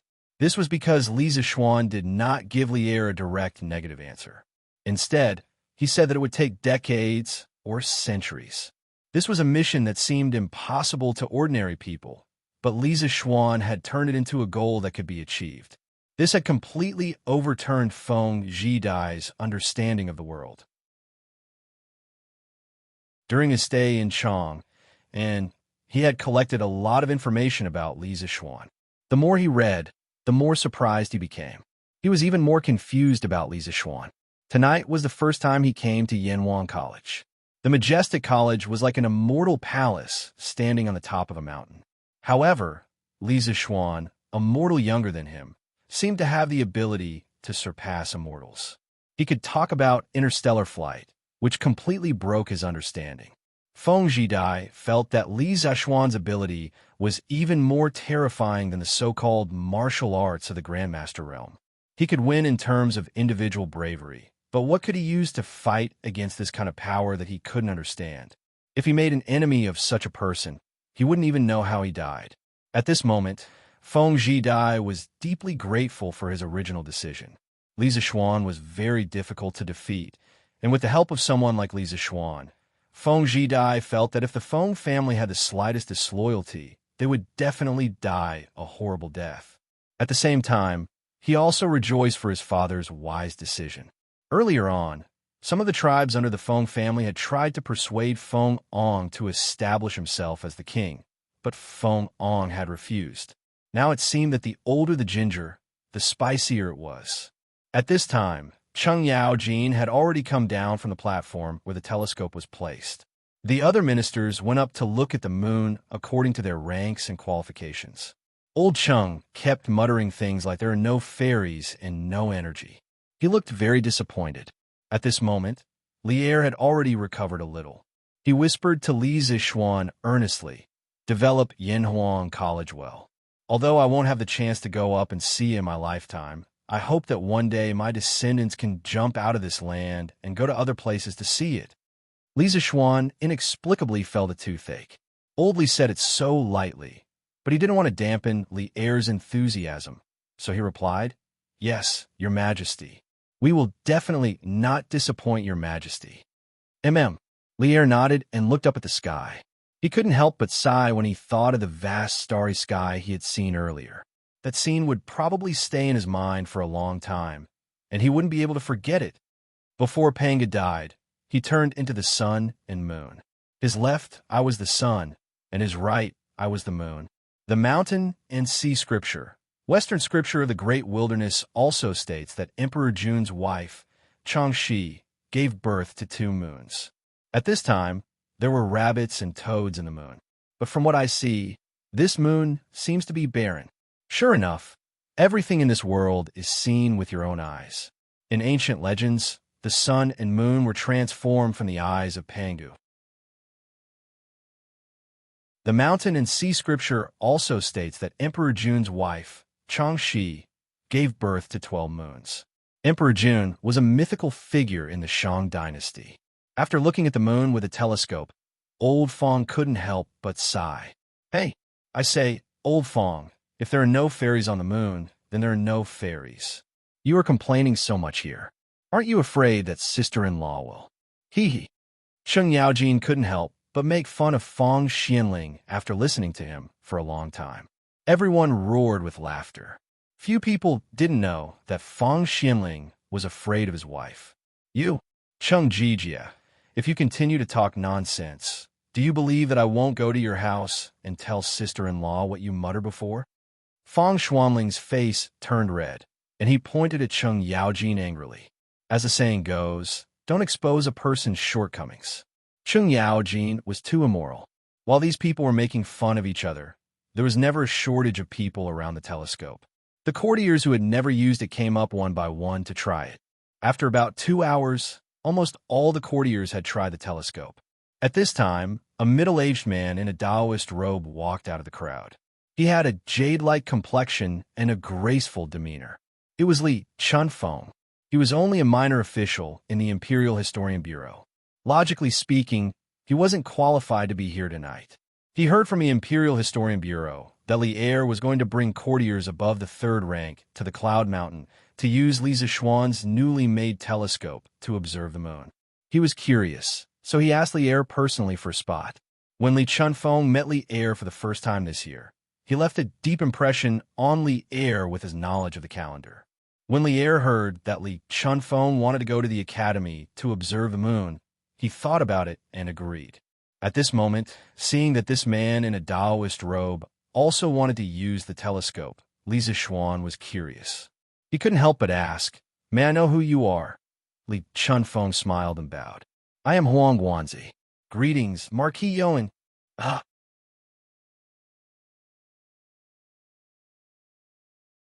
Chapter 9:38. Huang Guanzi. Li Zishuan found the name familiar. It didn't take him long to remember. When the results of the entrance exam of Yanwang College were announced, Li Zishuan had investigated the families of the top students. Li Zishuan was ranked 2nd among the freshmen. Li Chuanfeng's information was on Li Zishuan's desk. Therefore, Li Zishuan knew a thing or two about Li Chunfeng. Li Chuanfeng's Taoist name was Huang Guanzi.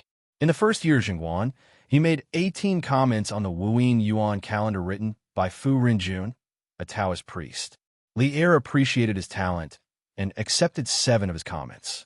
Li Chunfeng was appointed to serve in the Bureau of Imperial History. Right now, Li Chunfeng was just a young man who had just made a name for himself in the imperial court. Few people would pay attention to him. However, Li Zishuan, who had transmigrated from the modern world, knew what Li Chuanfeng's name meant. For this reason, he even asked someone to look into Yuan Tiangong's information. He didn't give up until he found out that Yuan Tiangang wasn't in the imperial court. In fact, Yuan Tiangang only entered the imperial court in the 5th year of Jingguan. "Oh, it's Taoist Li. Sorry for the disrespect." Li Zishuan bowed to Li Chunfeng and said politely. Li Zishuan looked at Li Zishuan seriously. This made Li Zishuan uncomfortable. He felt that Li Chuanfeng's eyes had a penetrating power that could see through everything. Under this kind of gaze, no secrets could be hidden. Li Zishuan's heart skipped a beat. He quickly used the Taishan Sutra to maximize his mental strength and stay alert. Li Chuanfeng's face suddenly turned pale. Sorry. I was surprised by Marquis' appearance just now. I couldn't help but look at you a little longer. I hope Marquis won't blame me." Li Zishuan smiled and said, "It's fine. You and I are both Taoists, so how can we blame each other? This Marquis has heard that Taoist priest is quite accomplished in calendar, astronomy, and mathematics. If there's a chance in the future, I'll definitely ask for your advice. I hope Taoist priest won't hold back. Li Chunfeng cupped his fists and said, Marquis, you flatter me. Marquis has been taught by a famous sect since he was a child. How can my insignificant skills be compared to Marquis'? I'm here today to use Yanhuang College's binoculars to verify some of my past conjectures. I hope that Marquis can help me. Confirm some conjectures? It was probably related to the calendar, right? Li Zixuan thought to himself. At the same time, he promised, just use it, Taoist priest. In the future, the door of the academy will always be open for you. If you want to use this telescope, you can come anytime. Li Chuanfeng's face lit up, and he said, Marquis, are you serious? Li Zixuan smiled and said, Of course. If I'm not wrong, you probably want to use the telescope to calculate the calendar, right? Since ancient times, the calendar has been very important to the people's agriculture. If this telescope can help you, then it's Yanhuang College's and my good fortune, isn't it? Li Chuanfeng's face turned serious, and he bowed sincerely. Marquis, you are a righteous man. This humble Taoist is very impressed. The people of the world will definitely remember your kindness, Marquis. Li Zixuan was right. His main purpose for coming today was to see if Yanhuang College's telescope could help him improve the accuracy of his calendar deduction. Simply put, the so-called calendar was based on the natural law of the changes in the sky to measure the longer time intervals, judge the changes in the climate, and predict the arrival of the seasons. The calendar based on the cycle of the moon's phases, the synodic month, was called the lunar calendar. The calendar based on the cycle of the Earth's rotation around the sun, the solar year, was called the solar calendar. China's ancient calendar used the solar year as the unit of year and the synodic month as the unit of month. It was a combination of the solar and lunar calendars. When the rulers of the dynasties ascended to the throne, they would usually organize officials to revise the calendar. This was because the people's annual spring plowing, autumn harvest, and other agricultural activities were all based on the calendar. The importance of the calendar to the country could be seen from this. Many people who knew about China's lunar calendar would sigh in their hearts. How could the 24 solar terms in the lunar calendar, which had existed for thousands of years, be so accurate in predicting agricultural activities? At the beginning of spring, people would start to cultivate the land to raise seedlings. The rain would weed the wheat, the insects would fertilize the wheat would grow at the spring equinox, and so on. Every mid-autumn festival, the moon would never be round. The creator of the calendar and the discoverer of the laws of the calendar for thousands of years was truly admirable. Compared to it, the modern Gregorian calendar was so weak. In fact, China's lunar calendar used the 24 solar terms to determine the year, the leap month, the leap year, and the lunar moon to determine the month. The 24 solar terms were based on the solar calendar. Thus, it was very accurate in predicting the farming season. Thus, China's lunar calendar was based on the solar calendar. The 24 solar terms were based on the solar calendar. Its cycle was the same as the Earth's revolution. Observed from the Earth, the moment when the sun passed the spring equinox in the ecliptic was the beginning of a new year and the end of an old one. The ancient dynasties set up the imperial astronomer to observe and correct the equinox every year to ensure that the spring equinox was accurate and the farming season was accurate. Li Zixuan felt that giving the telescope to Li Chunfeng was like giving a sword to a hero. This way, Li Chunfeng might be able to perfect the calendar even more. This was something that would benefit the country and the people. Furthermore, if Li Chunfeng discovered the 8 planets of the solar system through the telescope and came up with a heliocentric theory or solar system theory, wouldn't that be a contribution to the Tang Dynasty's astronomy? You Marquis Yon, I don't know what tricks you used to make Dr. Sun move Tian Shan, but now you want to use the telescope to poach my man? The two of them were chatting happily, as if they regretted not having met earlier. Lier walked over from the side and said angrily. He had always been a good judge of character. Lier had high hopes for Li Chunfeng. I am afraid I, Li Chunfeng, will always be loyal to your majesty and the Tang dynasty. Perhaps Lier was joking, but Li Chunfeng had not known Lier for a long time, so he did not know much about Lier's personality. As the saying went, being in the king's company was akin to being in the company of tiger, so he did not dare to treat Lier's words as a joke. Li Zishuan wasn't afraid at all. He could tell that old Li was joking. He cupped his hands and said helplessly, "Your Majesty, I would like to borrow the Academy's technology to help Li Shilang perfect the calendar. We are both working for Your Majesty, the Tang Dynasty, and the people. How can you say that we are poaching him?" Although Li Zishuan did have this idea, he couldn't say it out loud.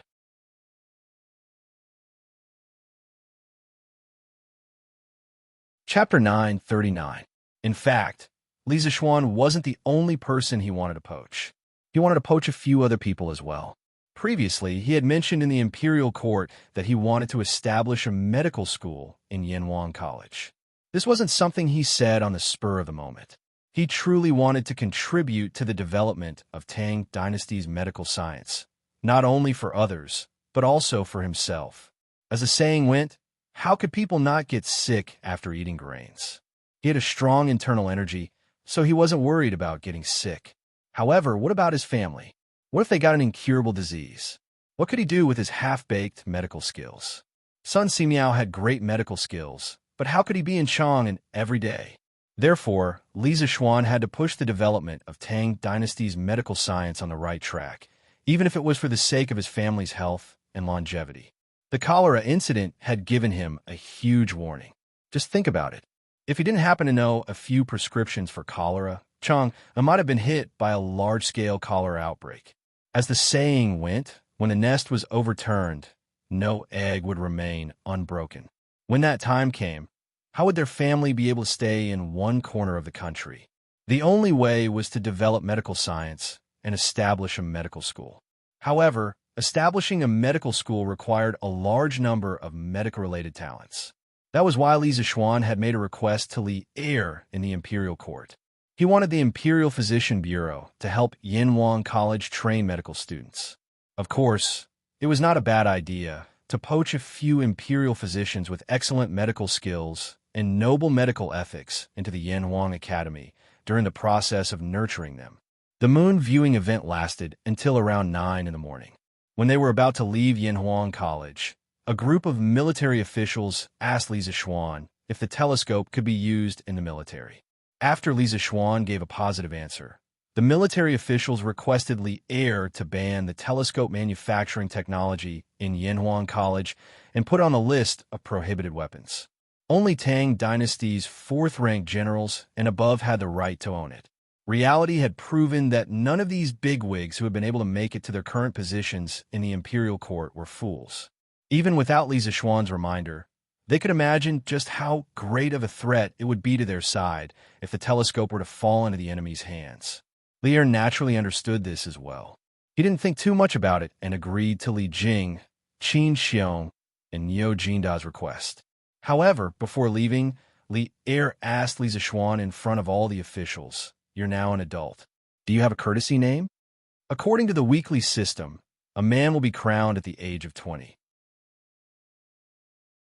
However, in order to take control of the country as soon as possible, the emperor and the dukes will do it earlier.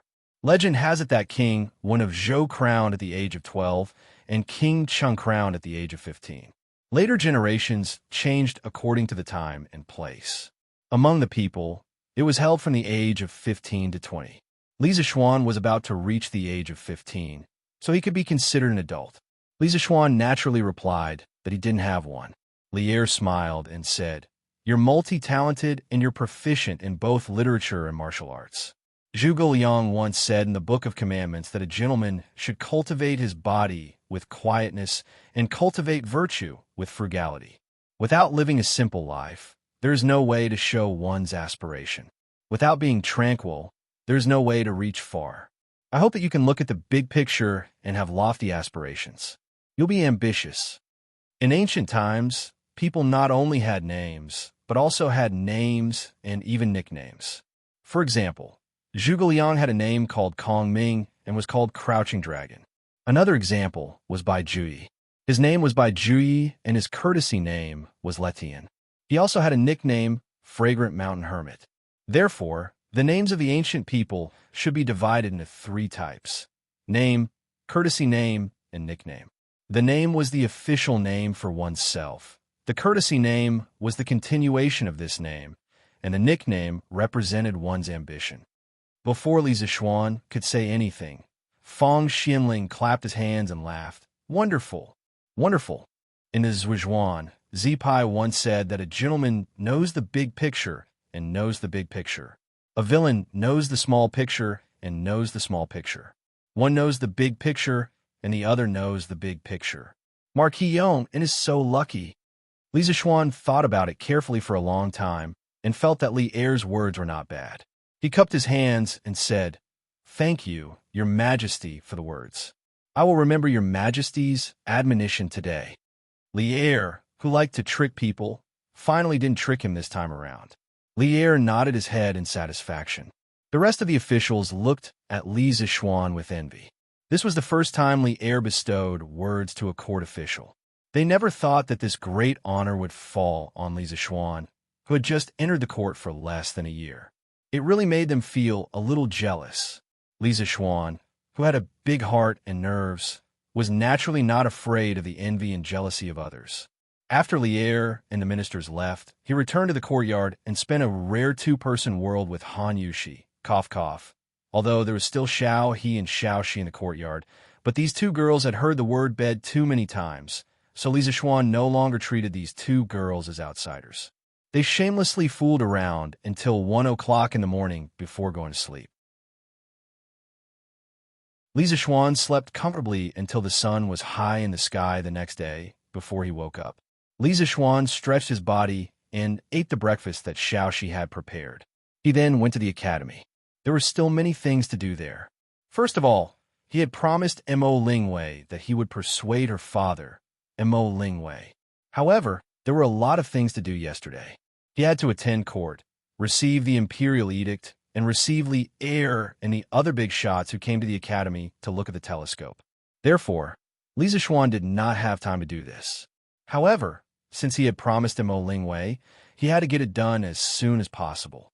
Otherwise, when that girl went crazy, not many people could control her. Back then, Mo Lingwei said that the principle of the telescope was proposed by Li Zishuan. She did not want the credit for inventing the telescope. She only wanted a little effort to make Li Zishuan persuade her father to let her stay in the academy.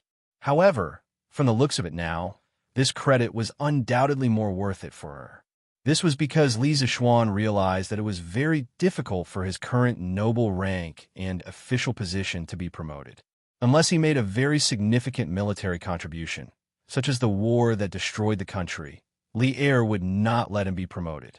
This could be seen from the reward given to him for the cholera incident. Therefore, it was better to use the credit of inventing the telescope to exchange for some substantial rewards for Mo Lingwei. This would force old man Mo to agree to let Mo Lingwei continue to stay in the academy. Hurry up and go back. I thought you were just fooling around in Yanwan College. I didn't expect you to want to stay in the academy for a long time. You're simply fooling around. Sure enough, just as he approached Mo Huai's office, he heard old man Mo's angry roar from inside. Li Zishuan shook his head and quickly pushed the door open and walked in.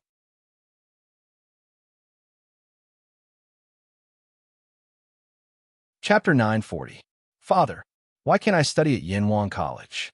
Don't you just dislike your daughter for being a girl? But back then, Grandmaster Li Ying not only became a general as a girl, but she also became the head of the Mo family. Why can't I come to the academy to study? Li Ying, the 42nd generation head of the Mo family, was also the first female head of the Mo family. She fought with the Northern Wei many times and once fought with the Erju family and defeated them. She commanded the cavalry and was one of the valiant generals of the Southern Dynasty. As soon as Li Zishuan entered, he heard Mo Lingwei arguing with Mo Huai. Mo Huai slammed the table and said angrily, "Bastard, how can the present be compared to the past?" At that time, the 5 barbarians were in chaos and the world was in turmoil. The Mo family was facing internal and external troubles, so Grandmaster Li Ying stepped forward. But now that the world is peaceful, the Mo family has no internal and external troubles. Why do you need a girl to show her face in public? Yamacho. Mo Huai only realized that Li Zixuan had pushed open the door and entered at the end of his sentence. Awkwardness immediately appeared on his old face. After all, this was a family scandal. Li Zixuan smiled and walked to a spot not far from Mo Huai. Then he said, "Haha, I was looking for Mr. Mo for some matters, but I accidentally came in without permission. I hope Mr. Mo won't blame me." Mo Huai waved his hands awkwardly and said, "It's fine, it's fine. It's my daughter who is naughty and has embarrassed herself in front of Yamacho." Li Zixuan shook his head and said, "Mr. Mo, you're wrong. Also, Mr. Mo said something wrong just now." Mo Huai asked, "Oh, may I ask what Yamacho is referring to?" Li Zixuan glanced at Mo Lingwei and gave her a look that said, "Leave it to me." Then he said to Mo Huai, "Mr. Mo just said that now that the world is at peace, the Mo family no longer has any internal or external troubles. Why would they need Ink Girl to show her face in public alone?" In the past, Confucius, Li Zixuan said Confucius, not Confucius, in order to avoid provoking Mo Huai. After all, in the eyes of the followers of the school of Mo, there was only one saint, and that was Mozi said, "Only women and villains are difficult to raise." Later on, the Western Han Confucian Grandmaster Dong Zhongshu was given an important position by Emperor Wu of Han due to his 3 strategies for heaven and man.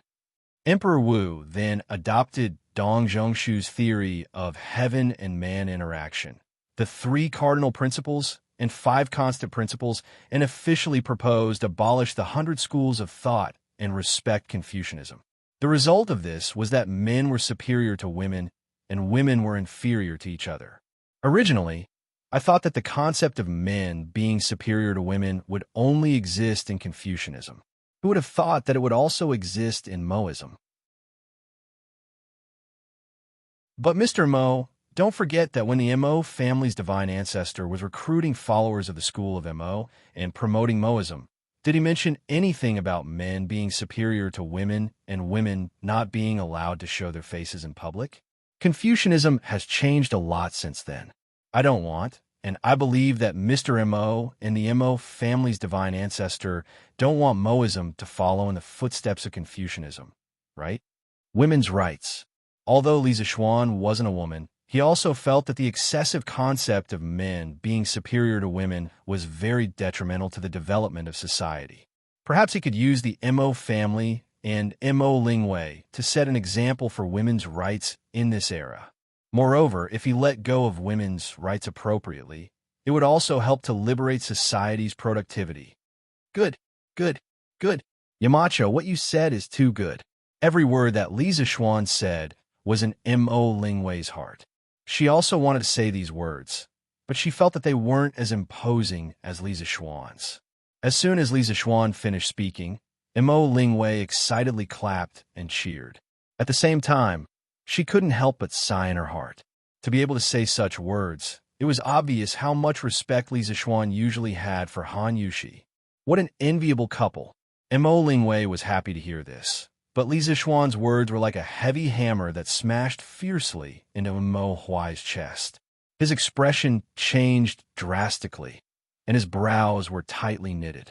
A drop of cold sweat slid from his forehead to his chin and landed on the ground with a plop. After a long time, Mo Huai spoke. His voice was a little hoarse. "Thank you, Yamacho, for your reminder. Mo's legacy has indeed deviated from its original path. Yamacho's words today are like a warning bell. I will definitely keep them in mind at all times." Actually, Mo Huai's feelings for Li Zixuan were very complicated. Cough, cough, don't misunderstand. These feelings weren't ordinary feelings. When he first met Li Zixuan, he looked down on this young brat and was slapped in the face on the spot. However, the way Li Zixuan slapped his face made him realize that Li Zixuan had too many similarities with the Mo family's divine ancestor. He couldn't help but treat Li Zixuan as the reincarnation of the Mo family's divine ancestor. Although Li Zixuan had explained that he wasn't Mo Huai still subconsciously treated Li Zixuan as the reincarnation of the Mo family's divine ancestor. It was precisely because of this that he was willing to bring the few remaining members of the Mo family to Yanhuang College. He felt that this might be a better way to continue Mo's legacy. Li Zixuan's words just now made Mo Huai feel that the Mo family's divine ancestor was beating him to his face. That was why his expression changed drastically and he broke out in cold sweat. Li Zixuan saw this and hurriedly said, "Mr. Mo, you're too kind. That was just my opinion. If you feel that it's wrong, please don't take it to heart." Mo Huai said with shame, No. Yamacho is right.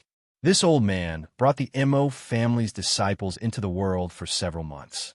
I didn't expect that they would be tainted with the vulgarity of the world. I really shouldn't have. Oh, by the way, Yamacho, didn't you say that you wanted to talk to this old man about something? Li Zixuan finally revealed his foxtail at this moment and said, Ahem, Mr. Mo, I'm sure you've seen the telescope upstairs. His Majesty is very satisfied with it. And this telescope was mainly completed by your daughter. I see that your daughter is very talented in this area, so I want to invite her to the academy as a specially appointed professor. What do you think? Mo Huai frowned. Li Zixuan saw this and hurriedly said, Don't worry, Ink Girl will only be responsible for research after coming to the academy. She won't be responsible for teaching students. What do you think? Unexpectedly, Mo Zhong waved his hand and said, Yamacho, you're mistaken. This old man isn't worried about that. This old man thinks that the identity of a professor in the academy is very noble. How can this girl be qualified with her little cleverness?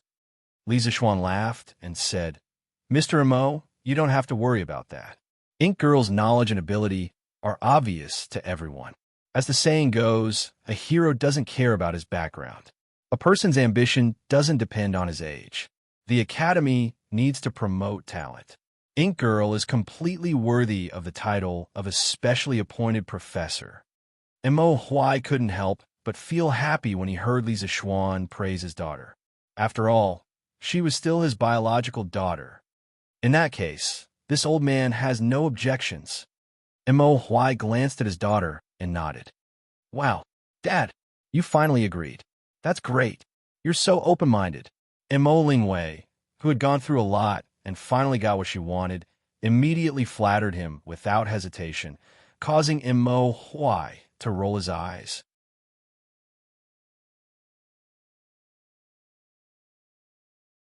Chapter 941. Hee. Yamacho, thank you so much this time. If it weren't for you, I would have to stay at home and do needlework every day. Mo Lingwei followed Li Zixuan out of Mo Huai's office. The girl caught up to Li Zixuan and smiled sweetly. Li Zixuan shook his head with a smile and said, There's no need to thank me. This is what I promised you. I'm just fulfilling my promise. Yamacho, your businesslike manner makes you very boring. Mo Lingwei complained. Li Zixuan rolled his eyes. If I don't do business with you, do you want me to say some witty words to make you laugh and flirt with you? I can't bully my friend's wife. I won't do such a wicked thing. Ink Girl, I know why you want to stay in the academy so much. Don't worry, I'll think of a way to make Xiaoning stay in the academy too. Li Zixuan changed the topic and said with a faint smile. Mo Lingwei's cheeks flushed red. She hurriedly said, Yamacho, what are you talking about? What does it have to do with me, whether Xiaoning is in the academy or not? Li Zixuan saw that the girl was not saying what she meant and deliberately teased. Oh, since that's the case, then forget it. Xiaoning doesn't seem to be willing to continue staying in the academy anyway. Don't. Mo Lingwei immediately panicked and shouted subconsciously. Then, she saw Li Zixuan's teasing face and knew that she had been fooled. She said angrily, Yamacho, you're playing with me again. Li Zixuan couldn't help but laugh and said, All right, I won't tease you anymore. But Ink Girl, seeing that the two of you are progressing so slowly, there's something I have to say in my heart. Mo Lingwei asked curiously, What is it? Li Zixuan looked at the girl seriously and said in a deep voice, Since you love him, then teach him well. Time waits for no one, and neither does love. Faced with such straightforward words, Mo Lingwei couldn't help blushing no matter how shrewish she was. However, the meaning of Lisa Xuan's words aroused her curiosity and anticipation, making her unable to care about her embarrassment. Train? Yamacho, what is training? Seeing that Mo Lingwei had taken the bait, Lisa Xuan's lips curled into an inexplicable smile. He said, well, for example, you have a dog and you play with it all day long. You comb and bathe the dog carefully. When the dog makes a fuss, you play with it. When the dog lies down and doesn't speak, it looks at you. You look at the dog and stroke its head. Everything is going well, but the only thing that makes you feel awkward is that the dog doesn't go to the designated place to pee. It always pees here and there, leaving behind either a wet mark or a small pile of dog poop. Tell me, what should you do? Mo Lingwei stared at him and said with a disgusted expression, if it were me, I would beat it until it doesn't dare to pee anywhere. Lisa Xuan shook his head and said, this is the problem I want to talk to you about today. Sometimes violence, oh no, force, sometimes blindly using force can't solve the problem. Take this dog, for example. If you blindly beat it, it might not do as you wish. I have another method here. You can see if it's better. You can first lead the dog to the designated place to pee 5 or 6 times a day for a week. After a week, you can start doing something. When you find the dog peeing at the designated place, you should try to gently hug its neck and stroke its head. Let it know that it will be praised by its owner if it pees here. When you find the dog peeing somewhere else, you should severely reprimand it on the spot. Poke its nose and scold it. After a period of time, the dog will obediently go to the designated place to pee. Mo Lingwei frowned and thought seriously for a while. She said, It seems that Yamacho's method is better. Lisa Xuan smiled and said, of course. In fact, this process is training. Training is a reward and punishment. The purpose of training is also very direct. It is to make the other party obedient.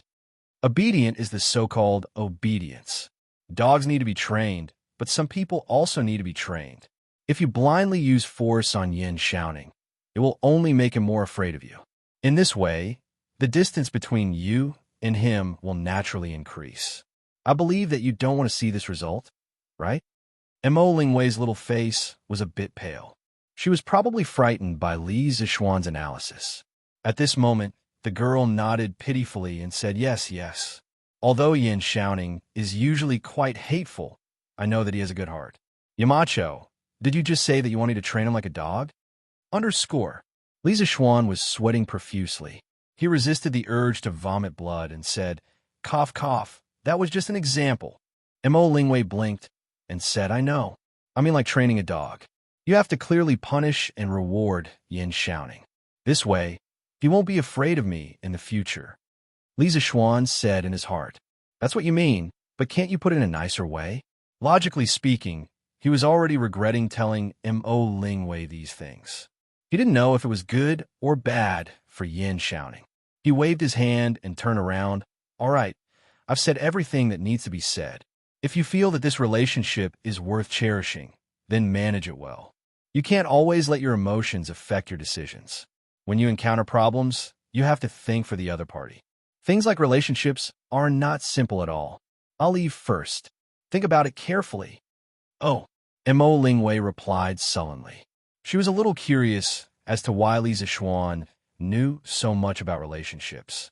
Seeing that Li Zixuan was about to leave, she suddenly thought of something and hurriedly chased after him.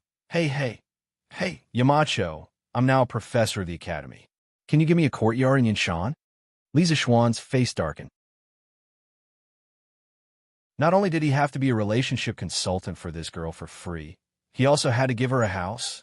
What the F***CK is going on here? According to the rules of the academy, it's like this. Li Zixuan's face tightened as he said sullenly. Mo Lingwei was instantly amused. Ha ha. Then Yamacho, can you give me the third courtyard? Li Zixuan was a little curious as to why this girl wanted the third courtyard, but he couldn't give it to her. He shook his head and said, no, Sun Daozhong just moved into the third courtyard. You'd better choose another courtyard. Mo Lingwei's face was filled with disappointment. Suddenly, she raised her head and said with bright eyes, Yamacho, can you arrange for me to live in the 4th courtyard and then move little Ning from the 2nd courtyard to the 5th courtyard? Li Zishuan was suddenly enlightened and then immediately retreated. He was completely defeated by this girl who dared to love and hate.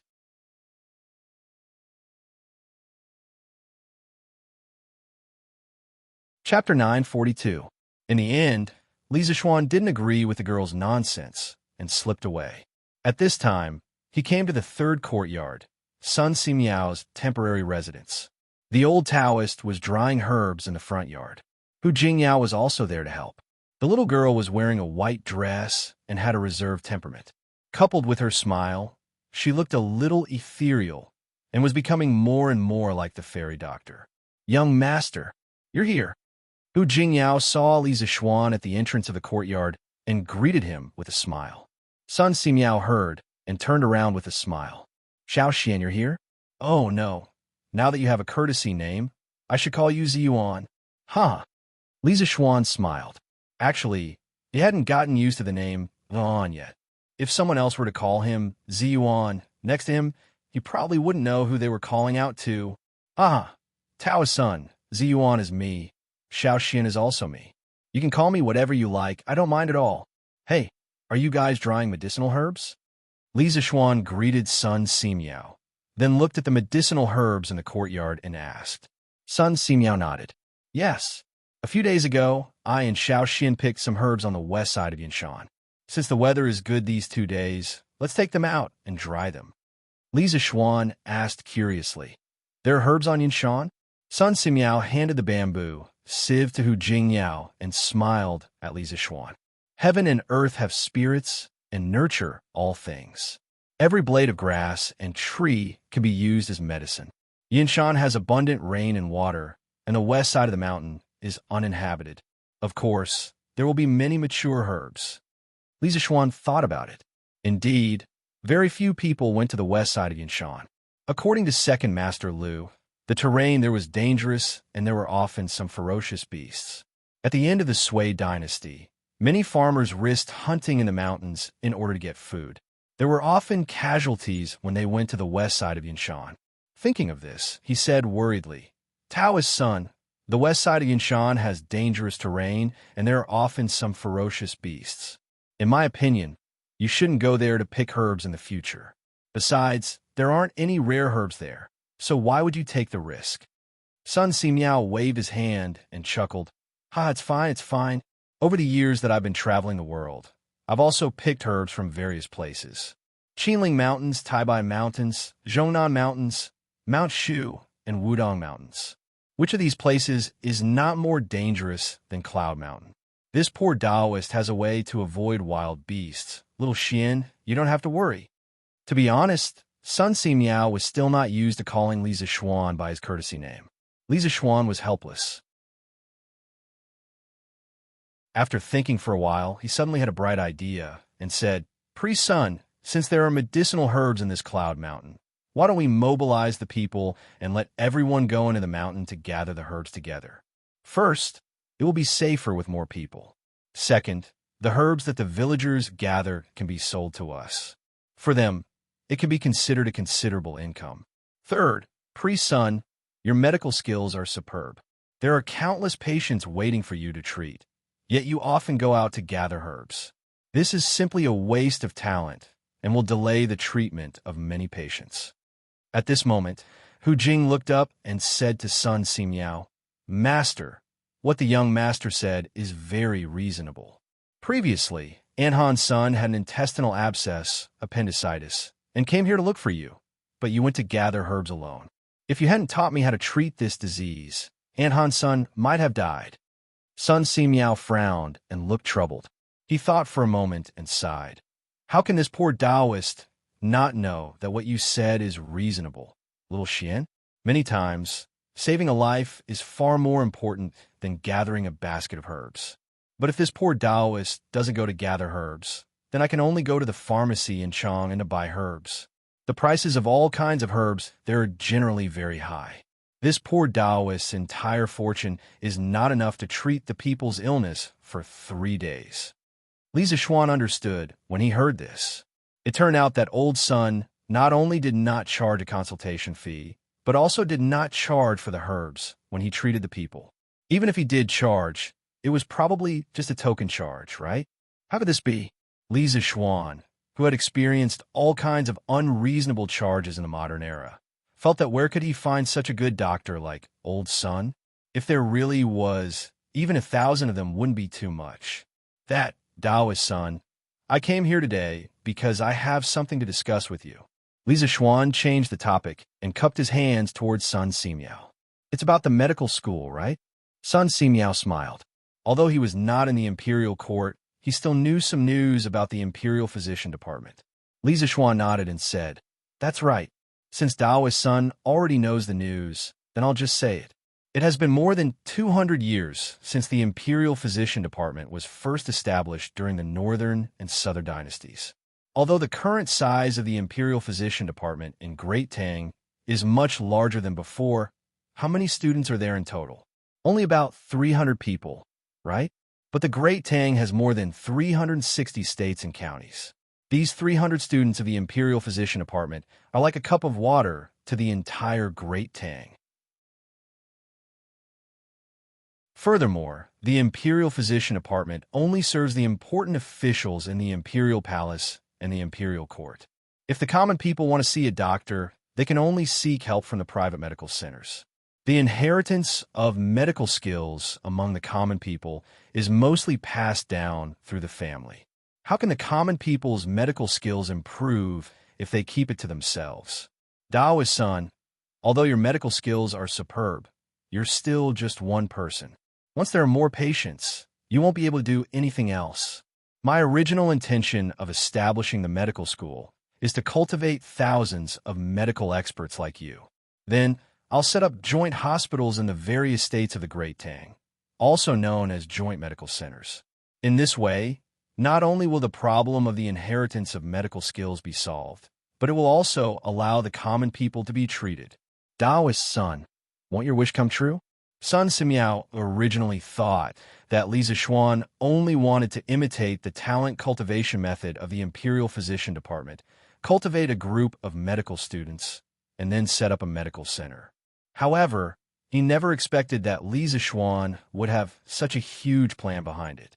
He couldn't help but be shocked. If he really followed this plan, perhaps all the common people would really be able to be treated. Sun Simiao started his medical career at a young age and painstakingly studied medical skills for more than 40 years. Didn't he travel to hundreds of states and counties all for this dream? Little Xian, are you serious about what you said? You have to know that opening medical centers in all the states and counties of the Great Tang will cost tens of millions. Don't tell me you want to earn back this money from the patients' fees? That won't do. Sun Simiao was excited at first, but then he thought of a realistic problem and quickly shook his head. Li Zixuan said seriously, "Taoist Sun, do you think I'm that kind of person? You have a kind heart. Although I'm not as good as you, I'm not evil." Hearing his witty words, who couldn't help but burst into laughter, Li Zixuan glanced at the little girl and said, "Taoist Sun, don't worry. I'll find a way to get the money for the establishment of the joint hospital. The purpose of this joint hospital is definitely not to make money. When the time comes, the consultation fees will definitely be cheaper than ordinary medical centers." Sun Simiao saw that Li Zixuan was speaking so confidently. Moreover, based on his understanding of Li Zixuan, he really wasn't a greedy person, so he was relieved. "That's good.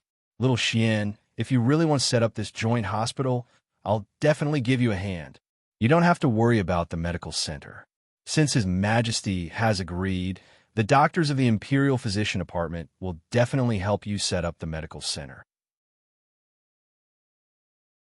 I'm afraid there won't be enough time to enroll students this year. Wait until next spring to enroll students. At that time, if I'm free, I can also help teach the students." Li Zixuan said happily, "Thank you, Taoist Sun."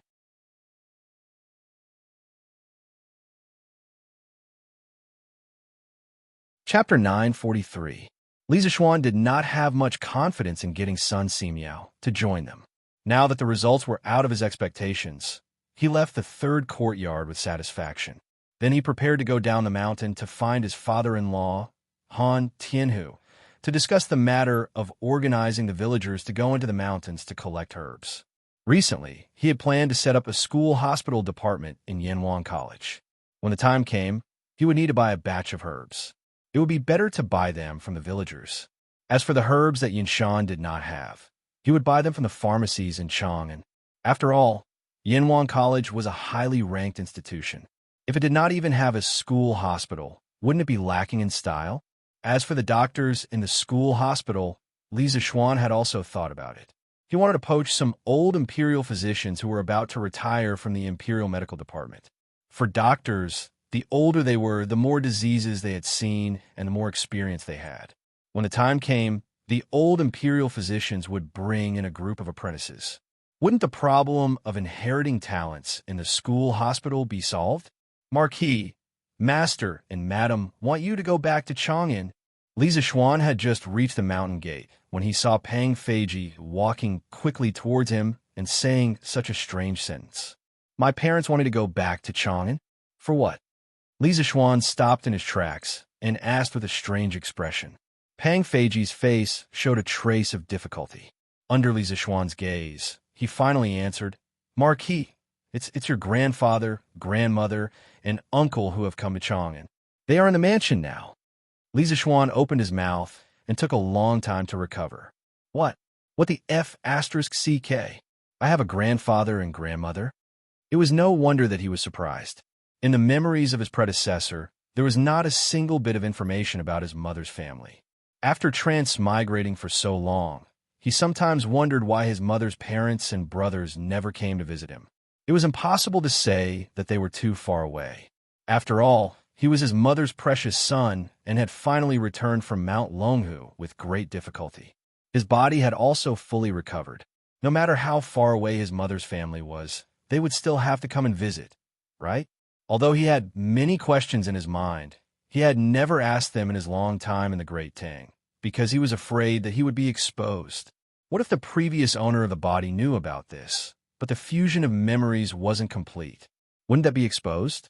Now, that Li Zixuan suddenly heard that his maternal grandparents had come to Chang'an, he was a little dumbfounded. Hearing Li Zixuan's strange words, Pang Feiji's face twitched a few times and said, Marquis, everyone has a maternal grandfather and maternal grandmother. Li Zixuan came back to his senses and his expression returned to normal. He waved his hand and said, That's not what I meant. I was asking where my maternal grandparents came from. Cough, cough. When I left home to go to Mount Longhu, I was still young, so I don't remember some things clearly. This last sentence was purely to deceive others and prevent them from being exposed. Pang Feiji didn't have such thoughts. Besides, he was just a guard. Even if he was beaten to death, he would never think that Li Zixuan in front of him was an outsider who had transmigrated from more than 1,000 years in the future. At this time, when he heard Li Zixuan's question, he bowed and answered, Marquis, your maternal grandparents came from Nanyang. Madam used to be from Nanyang. Nanyang? Li Zixuan was even more puzzled. Nanyang was not far from Chang, and only about 400 li.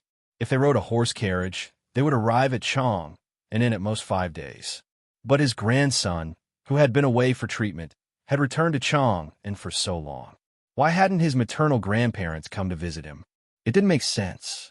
Pang Feiji definitely didn't know the answer to this question, so Li Zixuan was too lazy to ask. He ordered, Feiji, go to the Han family village and find my father-in-law.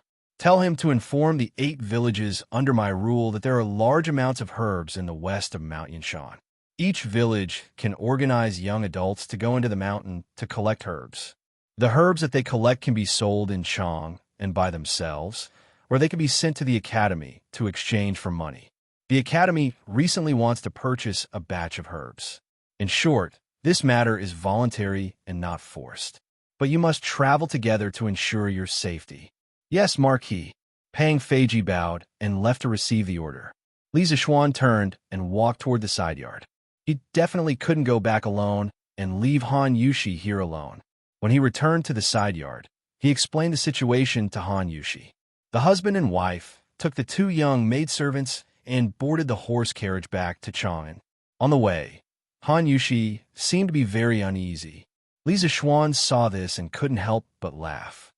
Wife, don't be nervous. You're just going to see the two elders. They won't eat you. Han Yushi said uneasily. But, husband, what if grandfather and grandmother don't like me? Li Zixuan rolled his eyes and said, My wife is so beautiful. How could they not like her? Besides, we are officially married under the orders of our parents and the words of the matchmaker. Even if they don't like her, what can they do? You're living with me, not with them. Husband, don't say such nonsense. If grandfather and grandmother don't like me, then it must be my fault. How can we say that the elders are wrong? If others hear this, I'm afraid it will be detrimental to your reputation. Han Yushi said hurriedly. In this era, filial piety was greater than heaven. Unfilial people would be despised wherever they went, and it was extremely detrimental to their official career. If someone used this as an excuse to impeach them, they would basically be demoted. Li Zixuan said carelessly, Filial piety lies in one's heart, not in one's mouth. Besides, grandfather, grandmother, and wife have never met before. How could they not like you for no reason?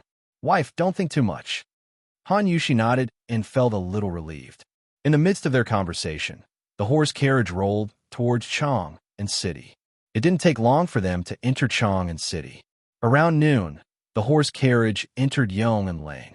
Looking at the familiar streets and neighborhoods outside the window, Li Zixuan couldn't help but sigh. He hadn't been back for a long time. Ever since he built Yinhuan College in Yinshan, he spent most of his time in Yinshan and rarely came back here. If this continued, he would probably forget that he was from Chang'an City. It was quite funny when he thought about it. He was born and raised in the capital. Instead of being a rich second generation in the capital, he insisted on running to the suburbs of the capital to start a business. If this happened now, he would probably be called a fool. Young master? Young master, you're back. While his thoughts were running wild, the horse carriage had already arrived in front of the Lord Protector's mansion. When Sanbao saw the horse carriage, she hurriedly ran out and greeted him. Li Zixuan nodded and asked, Where are my parents? Young master, old master, and madam are in the front hall. You should go quickly. You're tuning in to the Warrior Lore YouTube channel. Don't forget to subscribe and join us on this journey to catch the most captivating stories.